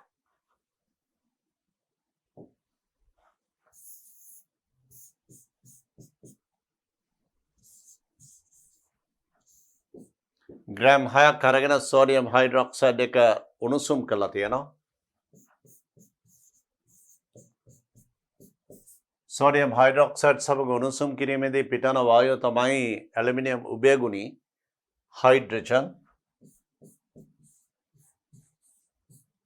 අපෙන් අහනවා මේ හයිඩ්‍රජන් වල සියලුම භෞතික තත්ත්ව දීලා මේ සාම්පලයේ තිබිච්ච ඇලුමිනියම් ප්‍රතිශතය. ඇලුමිනියම් සෝඩියම් හයිඩ්‍රොක්සයිඩ් එක දක්වන ප්‍රතික්‍රියාවේ තුලිත සමීකරණය මේ ළමෙන්ට ලියන්න පුළුවන්කම තියෙනවා.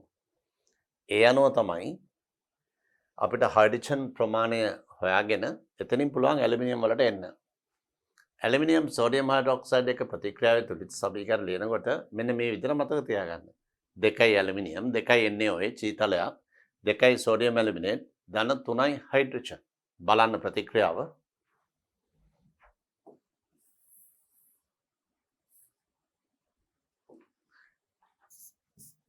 දෙකයි සෝඩියම් හයිඩ්‍රොක්සයිඩ්, දෙකයි ඇලුමිනියම්, දෙකයි H2O, දෙකයි සෝඩියම් ඇලුමිනේට්, ධන 3යි හයිඩ්‍රජන්. දැන් බලන්න මේක තුලිතද කියලා.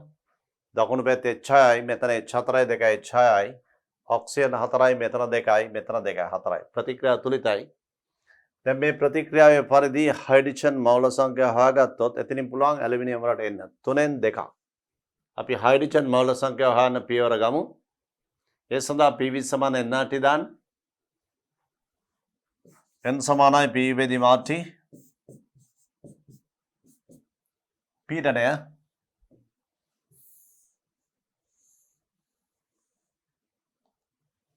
පීඩනය 1.10.5 පීඩනය 1.10.5 වර්ග මීටර නිව්ටන් පරිමාව 4.157 ඝන ඩෙසිමීටර්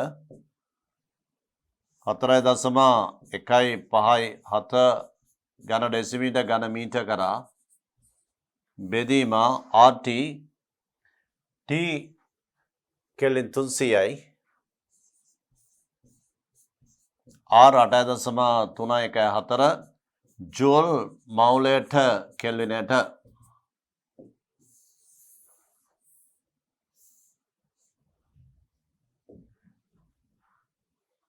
දැන් බලන්න සුළු කිරීම මේ වගේ දෙකක් 300 අංක 3 වැඩි කිරීම 100 ඒ 100 උඩට ගත්තොත් 10 ඍණ 3 කියන එක 10 ඍණ 5 වෙනවා. ඒ 10 ඍණ 5ත් එක්ක මේ 5 කැපලා යනවා. මෙතන අංක 3 ඉතුරු වෙනවා. මෙතන අංක 2 ඉතුරු වෙනවා. පිළිතුර 6න් 1යි. n සමානයි මෝල 6න් 1යි. අපි දැන් බලමු හයිඩ්‍රජන් වලින් ඇලුමිනියම් වලට එන්න.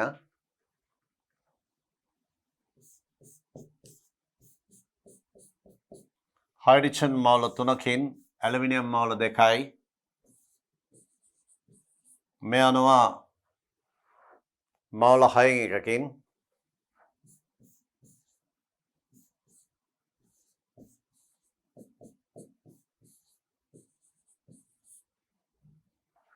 ඒ අපි හෙව්වේ ඇලුමිනියම් මෝල සංඛ්‍යාව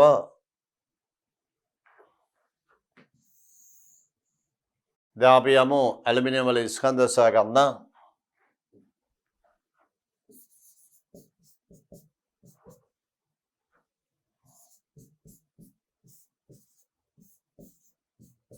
ඇලුමිනියම් මෝල සංඛ්‍යාව වැඩි කරන්න ඇලුමිනියම් වල මෞලික ස්කන්ධ 27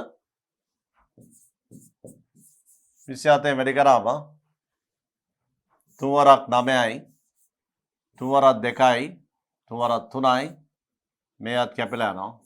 අවසාන උත්තරේ ග්‍රෑම් 3යි. ඇලුමිනියම් ස්කන්ධය ග්‍රෑම් 3යි. අපේ සාම්පලයේ ආරම්භක ස්කන්ධය කීයද? බලන්න ආරම්භක ස්කන්ධය ග්‍රෑම් 6යි. මේ අනුව සාම්පල ග්‍රෑම් 6ක ඇලුමිනියම් ග්‍රෑම් 3ක් තියෙනවා. එසේනම් ප්‍රතිශතය එන්නේ 50%ක්. හරියටම 6න් හරි අඩක් ඇලුමිනියම්. මේ අනුව ඇලුමිනියම් ස්කන්ධ ප්‍රතිශතය එනවා. ස්කන්ධ ප්‍රතිශතය සමානයි අංක 3 බෙදීම 6 වැඩි කිරීම 100. මේ අනුව 3 වරක් 2යි 50 බෙදීම 2 100. අවසානයේ 50. දැන් බලමු ප්‍රශ්න අංක 24. එතයින් උත්ප්‍රේරක හයිඩ්‍රජනීකරණය. එතයින් කියන්නේ කාබන් අතර ත්‍රිත්ව බන්ධනයක් තියෙන්නේ. මේ ආකාරයට.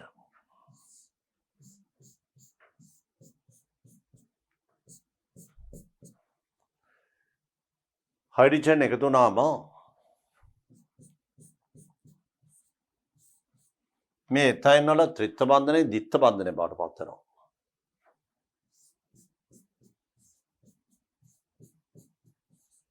මේක තමයි හයිඩ්‍රජනීකරණ ක්‍රියාව.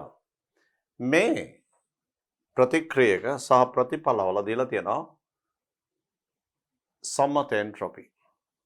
එන්ට්‍රොපි දීපු නිසා අපිට මේ ප්‍රතික්‍රියාවේ එන්ට්‍රොපි වෙනස හොයන්න පුළුවන්. ප්‍රතිඵලවල එන්ට්‍රොපියෙන් ප්‍රතික්‍රියකවල එන්ට්‍රොපි අඩු කරාම මේ ප්‍රතික්‍රියා එන්ට්‍රොපි වෙනස සොයාගත හැකියි. ඒක අපිට කරන්න පුළුවන් දෙයක්. මොනවද අපෙන් අහලා තියෙන්නේ? මේ ප්‍රතික්‍රියාවේ ඩෙල්ටා G සම්මත ගිබ්ස් ශක්ති වෙනස. ඩෙල්ටා G සමානයි ඩෙල්ටා H ඍණ T ඩෙල්ටා S.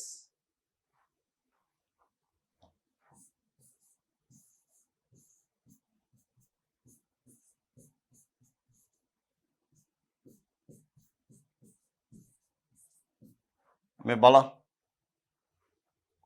මේ ප්‍රතික්‍රියා එන්ට්‍රොපි වෙනස මේ දත් වලින් හොයන්න පුළුවන්. මේ තියෙන සම්මත එන්ට්‍රොපි පිළිවෙලින් මෙයා ගියන් තුන් දෙනාගේ. ඒතර අපිට එන්ට්‍රොපි වෙනස හොයාගන්න පුළුවන්. අපිට මේ ප්‍රතික්‍රියාවේ එන්තැල්පි වෙනස මේ එන්තැල්පි වෙනස තියෙනවා. අපි දැන් බලමු මේ ප්‍රතික්‍රියාවේ එන්ට්‍රොපි විපර්යාසය හොයන්න.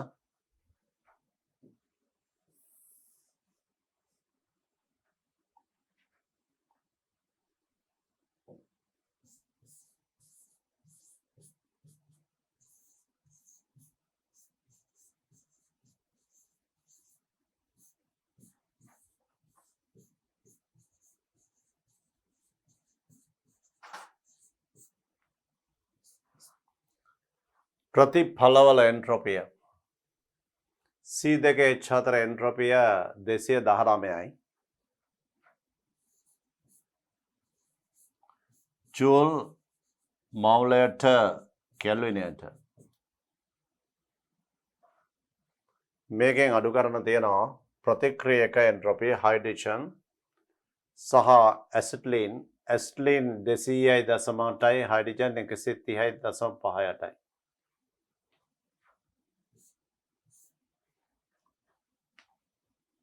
200.8 ධන 130.5ට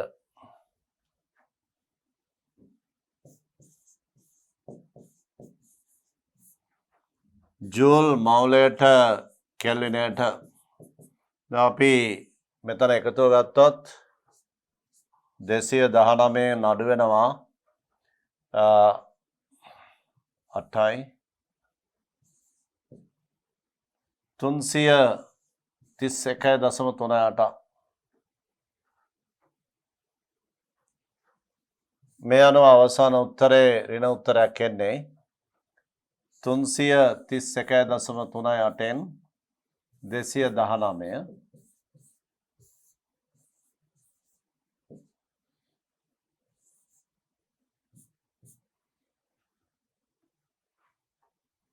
112.38යි. මේ උත්තරේ ඍණාගයක් 219න් 331 අඩු වුණාම පිළිතුර ඍණ 112.38යි.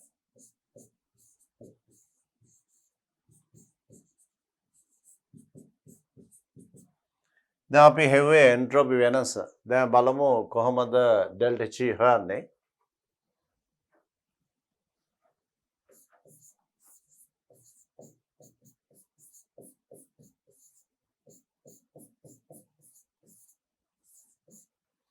මේ ප්‍රතික්‍රියාවේ සම්මත එන්තැල්පි විපර්යාසය දීලා තියෙනවා. 174.4 ඍණ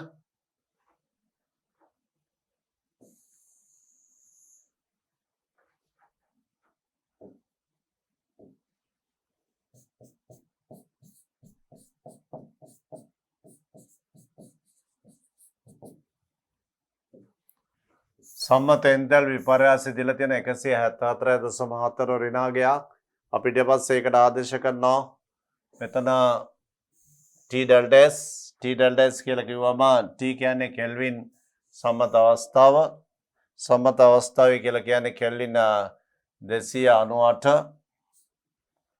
මේකට අපි දැන් ආදේශ කරන්න ඕන delta S ඍණ 112.38 ඍණ 112.38 ඒක ජූල් වලින් තියන්නේ කිලෝ ජූල් කරන 1000න් බෙදනවා.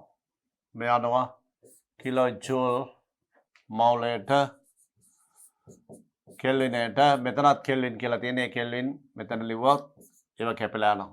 අන්තිමට මවුලයට කිලෝ ජූල් වලින් උත්තර එන්නේ.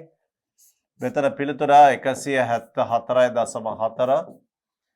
අපි හිතමු මොහොතකට මේ ඍණ වැඩි වුණාම ධන එන්නේ මෙතන.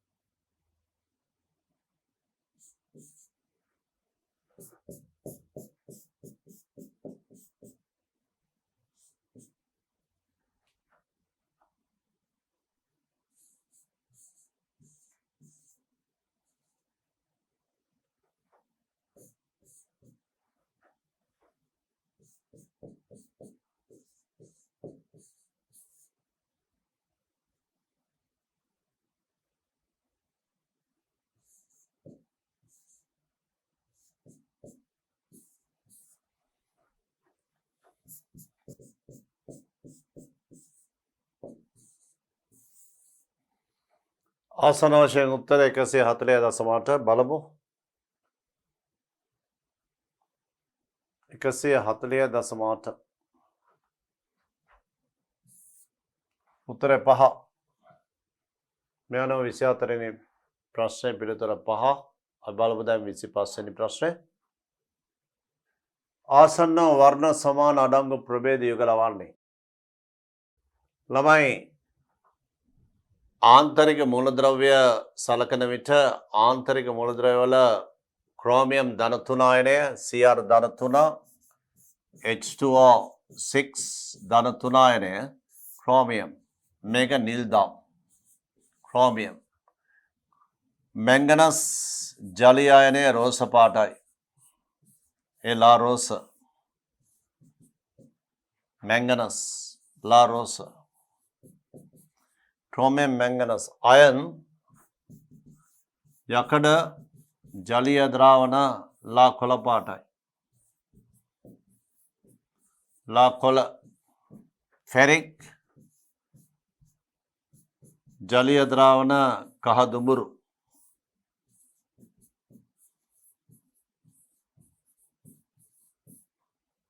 chromium manganese iron cobalt ජලීය ද්‍රාවණ රෝස පාට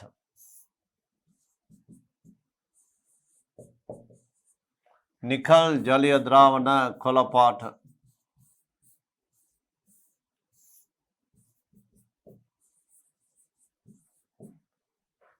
කොපර් ජලීය ද්‍රාවණයෙන් ලා නිල් පාට කොපර්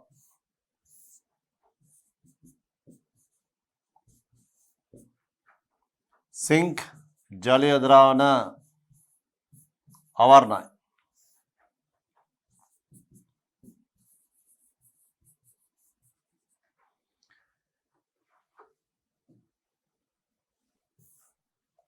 මේ අනුව ක්‍රෝමියම් දම් පැහැ කොබාල්ට් රෝස පාට ආසන්නව සමාන වර්ණ අදාළ නොවේ පාට දෙකක් නිකොබාල්ට් ඇමෝනියා එක සාධන සංකීර්ණය ළමයි ඩිගනුවේ කෙළවර ඉන්න සමාජිකයන් 4 දෙනා 3 ඩී ශ්‍රේණිය cobalt nickel copper zinc D7 D8 D9 D10 electron වින්‍යාස ඇති ලෝහ කැටයන ජලීය ඇමෝනියා සමග සංගත සංකීර්ණ හදනවා ඒ සංකීර්ණ වර්ණවත් සිංක් විතරයි අවර්ණ අපි බලමු ඒ සංකීර්ණ ටික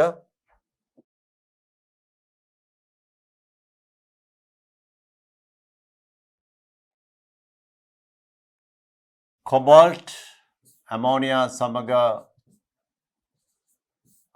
ඇමෝනියා සමග සාධන සංකීර්ණය කහ දුඹුරු නිකල් ඇමෝනියා සමග සාධන සංකීර්ණය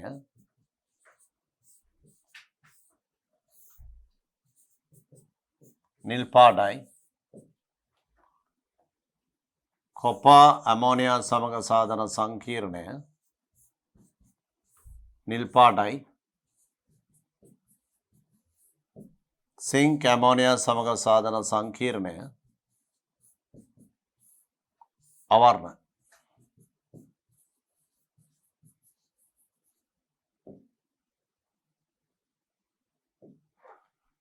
මේ බලන්න මෙතන ඇමෝනියා කාණ්ඩ 6යි මෙතන ඇමෝනියා කාණ්ඩ 6යි කොබාල්ට් නිකල් ලිගන 6ක් සම්බන්ධ වෙනවා කොපර් සිංක් ලිගන 4යි සම්බන්ධ වෙන්නේ මේක නිල් පාටයි මේක අවර්ණයි මේ ඩී ගණුවේ ඇමෝනියා සමග සාධන සංකීර්ණ ඒ වගේම ඩී ගණුවේ ලෝහ කැටයන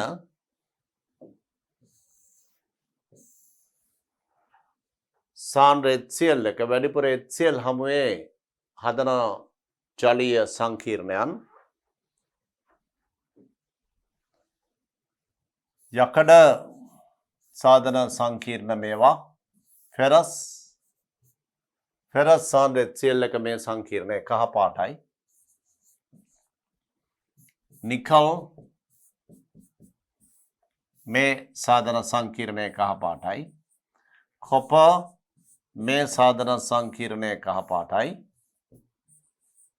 ෆෙරික් මේ සාධන සංකීර්ණය ෆෙරික් ධන 3 ධන 3ට ක්ලෝරයිඩ් කාණ්ඩ 4ක් වැදුනන් පස්සේ දායක වුණන් පස්සේ සාධන සංකීර්ණයේ ධන 3යි මේක ඍණ 4යි එකතු වුණාම ඍණ 1යි.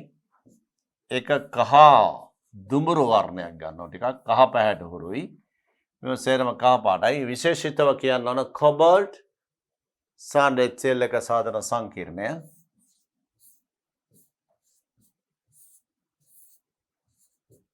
නිල් පාටයි. කොබල්ට්. එතන මෙන්න මේ සංකීර්ණ දිහා බැලුවන් පස්සේ දැන් බලන්න මේ සංකීර්ණ වල වර්ණ සම්බන්ධයෙන් කොබල්ට් ඇමෝනියා එක සාධන සංකීර්ණය මේක කහ දුඹුරු. ක්‍රෝමියම් ජලයත් එක්ක ජලීය ද්‍රාවණයේ සාධන සංකීර්ණය දම් පාට. කහ දුඹුරු දම් පාට දෙකක්. සමාන වර්ණ අහන්නේ. නිකල් ඇමෝනියා එක සාධන සංකීර්ණය නිල් පාටයි. ක්‍රෝමියම් සාමාන්‍යයෙන් ජලීය ඇමෝනියා එක කිසිදු සංකීර්ණයක් හදන්නේ නැහැ. ක්‍රෝමියම් ජලීය ඇමෝනියා හා සම්බන්ධ කළාම හැදෙන්නේ ක්‍රෝමියම් හයිඩ්‍රොක්සයිඩ් කොළපාට අවක්ෂේපයක්. නමුත් ක්‍රෝමියම් ලික්විඩ් ඇමෝනියා එක ද්‍රව ඇමෝනියා එක සාධන සංකීර්ණයක් CrNH36 මේක කියලා. නව විෂය නිර්දේශයක ඇතුළත් කළත් නැහැ. නමුත් පරණ විෂය නිර්දේශය අන්තර්ගත වෙලා තිබුණා මේක. ලික්විඩ් ඇමෝනියා ද්‍රව ඇමෝනියා එක ක්‍රෝමියම් හදන කහ පාට සංකීර්ණයක් මේක. මේක කහ පාට. ඒකත් පාට දෙකක්. කොපර් ඇමෝනියා එක සාධන සංකීර්ණ නිල් පාටයි. නිකල් ක්ලෝරයිඩ් එක සාධන සංකීර්ණය කහ පාටයි. පාට දෙකක්. මෙන්න පාට සමාන ඒවා. කහ පාට කහ දුඹුරු. මේ අනුව ප්‍රශ්නාංක 25 පිළිතුර අංක 5. බලමු ප්‍රශ්නාංක 26. ස්කුණුවේ මූලද්‍රව්‍ය සහ ඒවායේ සංයෝග සම්බන්ධව පහතදී ඇති කුමන ප්‍රකාශය සත්‍ය නොවේද? ස්කුණුව සම්බන්ධව අහලා තියෙන්නේ. දෙවන කාණ්ඩයේ ලෝහ හයිඩ්‍රොක්සයිඩ් වල ජල ද්‍රාවිතාව කාණ්ඩයේ පහළට වැඩි වේ. ළමයි දෙවෙනි කාණ්ඩයේ ලෝහ hydroxide magnesium hydroxide calcium hydroxide බලමු මේ දෙවෙනි කාණ්ඩයේ ලෝහ හයිඩ්‍රොක්සයිඩ් මැග්නීසියම් කැල්සියම් ස්ට්‍රොන්ටියම් සහ බේරියම් බලන්න හයිඩ්‍රොක්සිල් අයන මේවට දැම්මම මැග්නීසියම් හයිඩ්‍රොක්සයිඩ් කියන හොඳ සුදු පාට අවක්ෂේපය ජලයේ අද්‍රව්‍යයි. ඉන්සොලිබල් අද්‍රව්‍යයි. කැල්සියම් හයිඩ්‍රොක්සයිඩ් කියන්නේ ජලයේ යම් ප්‍රමාණයක් මද වශයෙන් දිය වෙනවා. කැල්සියම් හයිඩ්‍රොක්සයිඩ් ඝනයට ජලය දැම්මම ජලයේ දියන ටිකයි. ඔබ අහලත් ඇතිනේ හුණු දියර කියලා. ඒ හුණු දියර කියලා ගන්නෙ ජලයේ දිය වෙන ටික. සුළු වශයෙන් දිය වෙනවා. අපි ලියනවා SS කියලා. slightly soluble තරමක් ද්‍රව්‍යයි. ස්ට්‍රොන්ටියම් හයිඩ්‍රොක්සයිඩ් උත් ඒ ආකාරයමයි. බේරියම් හයිඩ්‍රොක්සයිඩ් හොඳනම දිය වෙනවා. හරියට නිකන් සෝඩියම් හයිඩ්‍රොක්සයිඩ් වගේ. පේන නේද කාණ්ඩේ පහළට? ජල ද්‍රාව්‍යතාව වැඩි වෙනවා. ජල ද්‍රාව්‍යතාව වැඩි වෙනකොට ද්‍රාවණයට එකතු වන හයිඩ්‍රොක්සිල් අයන ප්‍රමාණය ඉහළ යනවා. ඒ නිසා කාණ්ඩේ පහළට බාෂ්මිකතාව වැඩි වෙනවා. ද්‍රාව්‍යතාව වැඩි වෙනවා කියන්නේ බාෂ්මිකතාවත් වැඩි වෙනවා.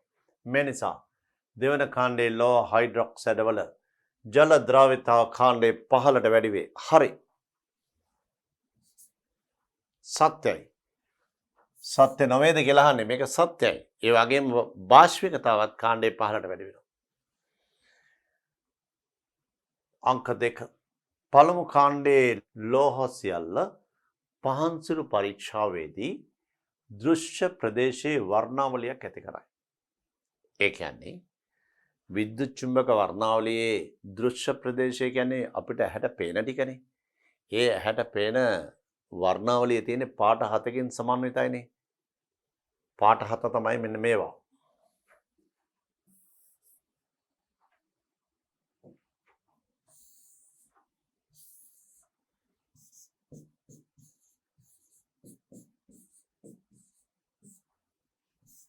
මේ තමයි දෘශ්‍ය වර්ණාවලියේ පාට 7. ජම්බුල, ඉන්ඩිගෝ, නිල් පාට, කොළ පාට, කහ පාට, තැඹිලි පාට, රතු පාට. මේ පැත්තට සංඛ්‍යාතය වැඩි වෙනවා. සුදු ආලෝකයේ දෘශ්‍ය වර්ණාවලිය කියන්නේ මේක.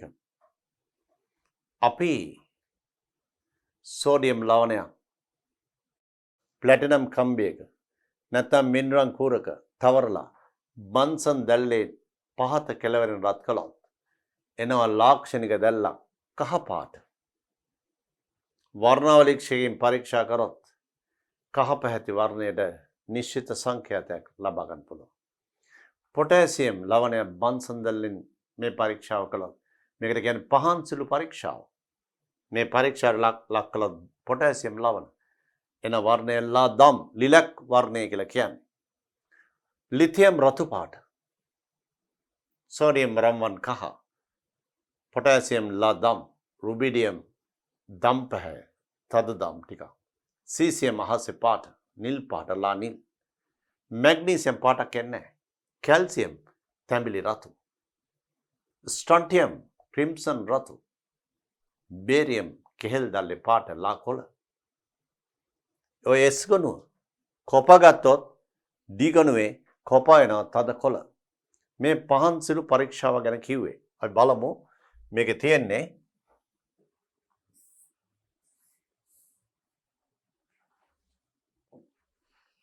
පළමු කාණ්ඩයේ ලෝහ සියල්ල පහන්සිලු පරීක්ෂාවේදී දෘශ්‍ය ප්‍රදේශයේ වර්ණාවලියක් ඇති කරයි. හරියටම හරි. අපි මේ වර්ණ ටික සඳහන් කරමු.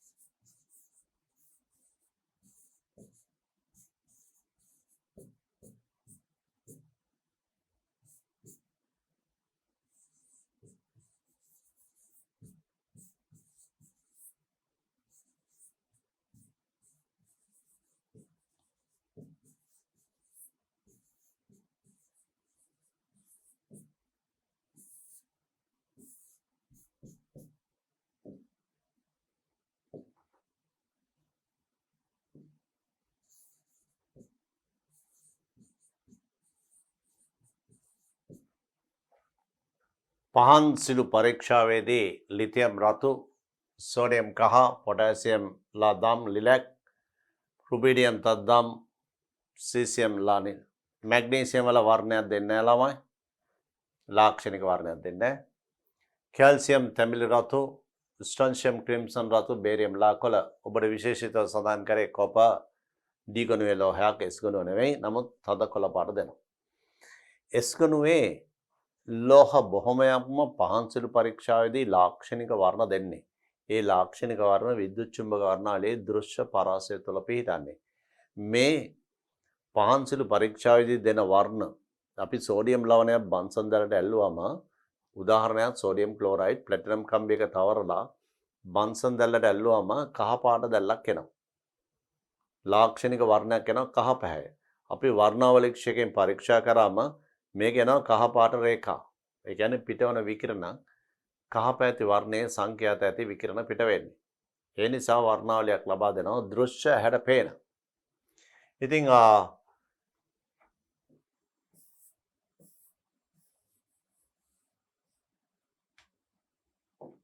බලන්න මේකේ තියෙන පළමු කාණ්ඩයේ ලෝහ සියල්ල පළමු කාණ්ඩයේ ලෝහ සියල්ල කියලා කිව්වම හරි. S ගුණයේ ලෝහ සියල්ලම කිව්වොත් වැරදි. මොකද S ගුණයේ ලෝහ සියල්ලම කියන්න බැරි. ඔබ දැක්ක මැග්නීසියම් පාටක් දෙන්නේ නැහැ. වර්ණයක් එන්නේ නැහැ. ඒ නිසා S ගුණයේ කියලා කියන්න බෑ. පළමු කාණ්ඩයේ ලෝහ සියල්ල. පාන්සිල් පරීක්ෂාවේදී ඒ ලාක්ෂණික වර්ණ දෙනවා. හරියටම හරි. බෙරිලියම් සහ මැග්නීසියම් පමණක් හිමාලය සමග ප්‍රතික්‍රියා කරයි. ළමයි පළවන කාණ්ඩයේ ලිතියම් ජලයක සෙමින් ප්‍රතික්‍රියා කරනවා. සෝඩියම් වේගයෙන් ප්‍රතික්‍රියා කරනවා. පොටෑසියම් ඊටත් වඩා වේගයෙන් ප්‍රතික්‍රියා කරනවා. ස්ෆෝටනය වෙනවා. පළවෙනි කාණ්ඩයේ පහළට යන විට ජලය සමග ප්‍රතික්‍රියාශීලතාව සිසිල් ජලය සමග. හිමාලය ඔන්න එකට. ලිතියම් සිසිල් ජලය සමග සාමාන්‍ය මද වේගයකින්. සෝඩියම් වේගවත්. පොටෑසියම් ස්ෆෝටන සහිතව ගිනි ගන්නවා. බෙරිලියම් සහ මැග්නීසියම් පමණක් කියලා තියෙනවා. S ගුණුවේ දෙවෙනි කාණ්ඩයේ මැග්නීසියම් බෙරිලියම් සිසිල් ජලයත් එක්ක ප්‍රතික්‍රියා කරන්නේ නැහැ. නමුත් කැල්සියම් ස්ට්‍රොන්සියම් බේරියම් සිසිල් ජලයත් එක්ක ප්‍රතික්‍රියා කරනවා. කාණ්ඩයේ 15ට ඒවේ ප්‍රතික්‍රියාශීලතාව වැඩි වෙනවා. අපි බලමු.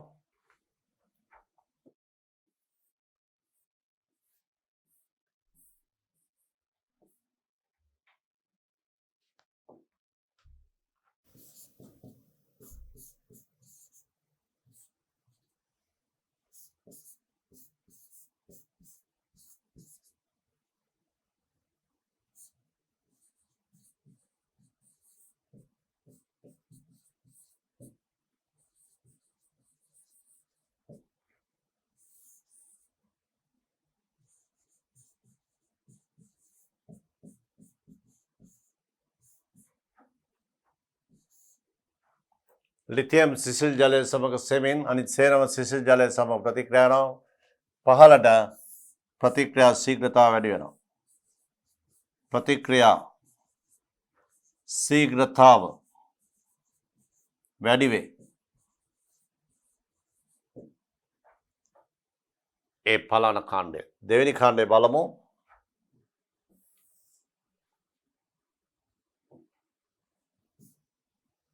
Beryllium magnesium calcium strontium barium लमाने बेरिलियम सा मैग्नीशियम सिसिल जलयत एक प्रतिक्रिया है.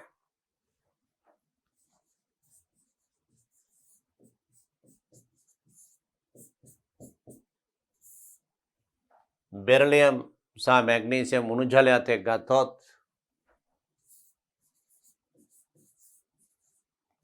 बेरिलियम ने मैग्नीशियम प्रतिक्रिया करना. बेरिलियम सा मैग्नीशियम इहल उष्णत्वलदी हिमालयत एक प्रतिक्रिया करतो.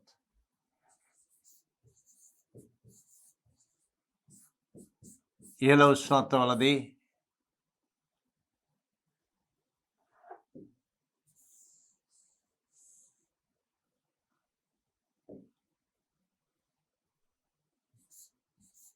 ये දෙන්නම ප්‍රතික්‍රියා වෙනවා. සිසිල් ජලයත් එක්ක නැහැ. උණු ජලයත් එක්ක මැග්නීසියම් විතරයි. බෙරිලියම් හිමාලයත් එක්ක විතරයි ප්‍රතික්‍රියා කරන්නේ. ඉතිරි තුන් දෙනාම සිසිල් ජලයත් එක්ක ප්‍රතික්‍රියා දක්වනවා. පහළට ප්‍රතික්‍රියා ශීඝ්‍රතාව වැඩි වෙනවා.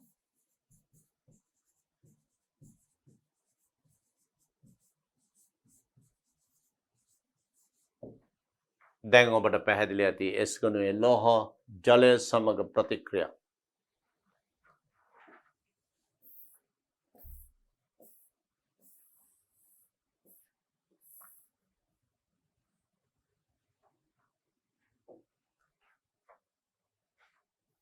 දැන් බලන්න බෙරිලියම් සහ මැග්නීසියම් පමණක් S ගුණයේ ලෝහ තියෙනවා පළවෙනි කාණ්ඩයේ සහ දෙවෙනි කාණ්ඩයේ. ඒ ලෝහ වලින් මේ කියලා තියෙන්නේ බෙරිලියම් සහ මැග්නීසියම් පමණක් හිමාලයත් එක්ක ප්‍රතික්‍රියා කරනවා කියලා. ඔව් බෙරිලියම් සහ මැග්නීසියම් හිමාලයත් එක්ක ප්‍රතික්‍රියා කරන බව ඇත්ත. පමණක් කිව්වොත් ඒ කියන්නේ ලිතියම් සෝඩියම් කැල්සියම් ස්ට්‍රොන්සියම් ප්‍රතික්‍රියා කරන්නේ නැහැ කියන එක ඒකේ අදහස් කරන්නේ. ඒවා සිසිල් ජලයත් එක්ක ප්‍රතික්‍රියා කරනවානේ හිමාලයත් එක්ක අවශ්‍ය නැහැනේ. ඒ නිසා මේක හිමාලය සමග මේ දෙන්න පමණක් හිමාලය සමග ප්‍රතික්‍රියා කරන්නේ නැහැ ළමයා. අනිත් සියලුම එස්කොනේ මුල්දර හිමාලයත් එක්ක පහසුවෙන් ප්‍රතික්‍රියා කරනවා. මේ දෙන්නටත් වඩා. මේ නිසා සාවද්‍ය ප්‍රකාශාංක 3. පළමු කාණ්ඩයේ ලෝහ නයිට්‍රේට් සියල්ල තාප වියෝජනයේදී ඔක්සිජන් වායු උදාහරණයි. පළවන කාණ්ඩයේ නයිට්‍රේට් ගත්තොත් පළවන කාණ්ඩයේ ලිතියම් නයිට්‍රේට් සහ පළවන කාණ්ඩයේ ලිතියම් නයිට්‍රේට් සහ දෙවෙනි කාණ්ඩයේ සියලුම නයිට්‍රේට් වියෝජනය එක හා සමානයි. මේ බලන්න. ලිතියම් නයිට්‍රේට් සහ දෙවන කාණ්ඩයේ සියලු නයිට්‍රේට්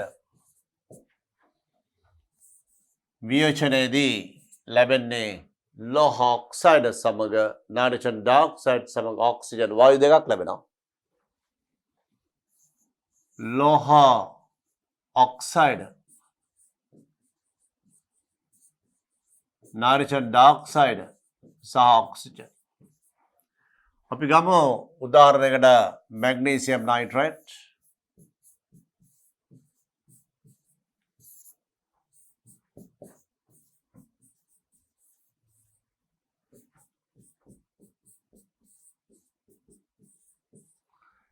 දෙවෙනි කාණ්ඩයේ සියලුම නයිට්‍රේට් මේ ආකාරයි. අපි පළවෙනි කාණ්ඩයේ නයිට්‍රේට් එක ගමු. එකම එක නයිට්‍රේට් ලිතියම් විතරයි.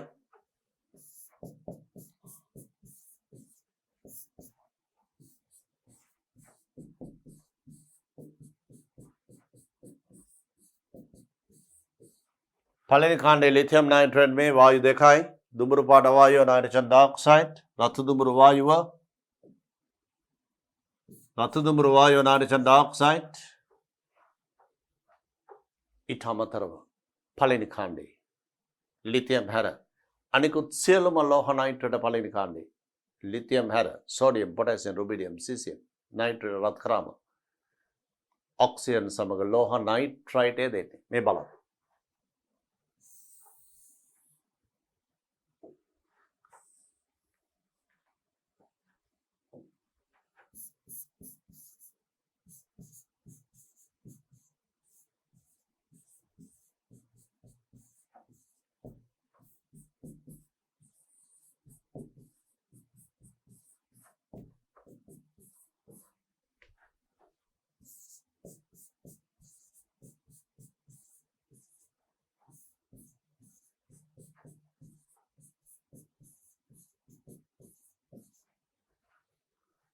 අය ඔබට ඉදිරිපත් කළේ එස්කොනේ සියලුම ලෝහ නයිට්‍රේට් වියෝජනය. පළවෙනි කාණ්ඩයේ ලිතියම් සහ දෙවෙනි කාණ්ඩයේ සියලුම ලෝහ නයිට්‍රේට් එක ආකාරයක්. ඒ නයිට්‍රේට් රත් කිරීමේදී ලෝහ ඔක්සයිඩ්, නයිට්‍රජන් ඩයොක්සයිඩ්, ඔක්සිජන්. පළවෙනි කාණ්ඩයේ ලිතියම් හැරනම සෝඩියම්, පොටෑසියම්, රුබිඩියම්, සීසියම්. ඒ නයිට්‍රේට් රත් කිරීමේදී ලෝහ නයිට්‍රයිට් සහ ඔක්සිජන්. මේ අනුව හතරේ පළමු කාණ්ඩයේ ලෝහ නයිට්‍රේට් සියල්ලම තාප වියෝජනයේදී ඔක්සිජන් වායු උදාහරණයි. හරියටම හරි. පළවෙනි කාණ්ඩයේ ලිතියම් නයිට්‍රේට් ගත්තොත් ඔක්සිජන් සමග නයිට්‍රජන් ඩයොක්සයිඩ්, අනිත් නයිට්‍රේට් පළවෙනි කාණ්ඩයේ සියල්ලම ඔක්සිජන් පමණයි. ඉතින් පළමු කාණ්ඩයේ ලෝහ නයිට්‍රේට් සියල්ල තාප වියෝජනයේදී ඔක්සිජන් පමණක් කියලා නැහැනේ. ඔක්සිජන් වායු උදාහරණයි. සත්‍යයි. එස්කොනේ ලෝහ සියල්ලම හයිඩ්‍රජන් වායුව සමග රත් කිරීමේදී ඒ ලෝහ සියල්ලම ලෝහ හයිඩ්‍රයිඩ් සාදනවා. සෝඩියම් හයිඩ්‍රජන් එක, අයනික හයිඩ්‍රයිඩ් NaH, පොටෑසියම් හයිඩ්‍රජන් එක, පොටෑසියම් හයිඩ්‍රයිඩ්. මේ ආකාරයටම දෙවෙනි කාණ්ඩයේ සියලු දෙවෙනි කාණ්ඩයේ ලෝහ හයිඩ්‍රජන් සමග ලෝහ හයිඩ්‍රයිඩ් සාදනවා. මේ තියෙන්නේ කැල්සියම් හයිඩ්‍රජන් එක, කැල්සියම් හයිඩ්‍රයිඩ්, බේරියම් හයිඩ්‍රජන් එක, බේරියම් හයිඩ්‍රයිඩ්. මේ සියලුම හයිඩ්‍රයිඩ් बाष्विक हाइड्राइड. बाष्विक කියලා කියන්නේ මේවට ජලය දැමත් හදන්නේ භාෂ්ම සහ හයිඩ්‍රජන්. භාෂ්මික හයිඩ්‍රයිඩ ඒ වගේම ආයනිකයි.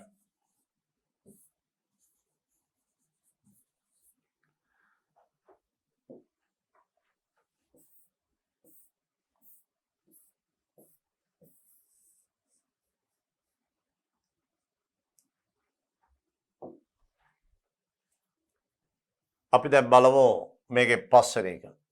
S ගණු ලෝහ සියල්ල හයිඩ්‍රජන් සමග රත් කළාම ලෝහ හයිඩ්‍රයිඩ සාදනවා. හරියටම හරි.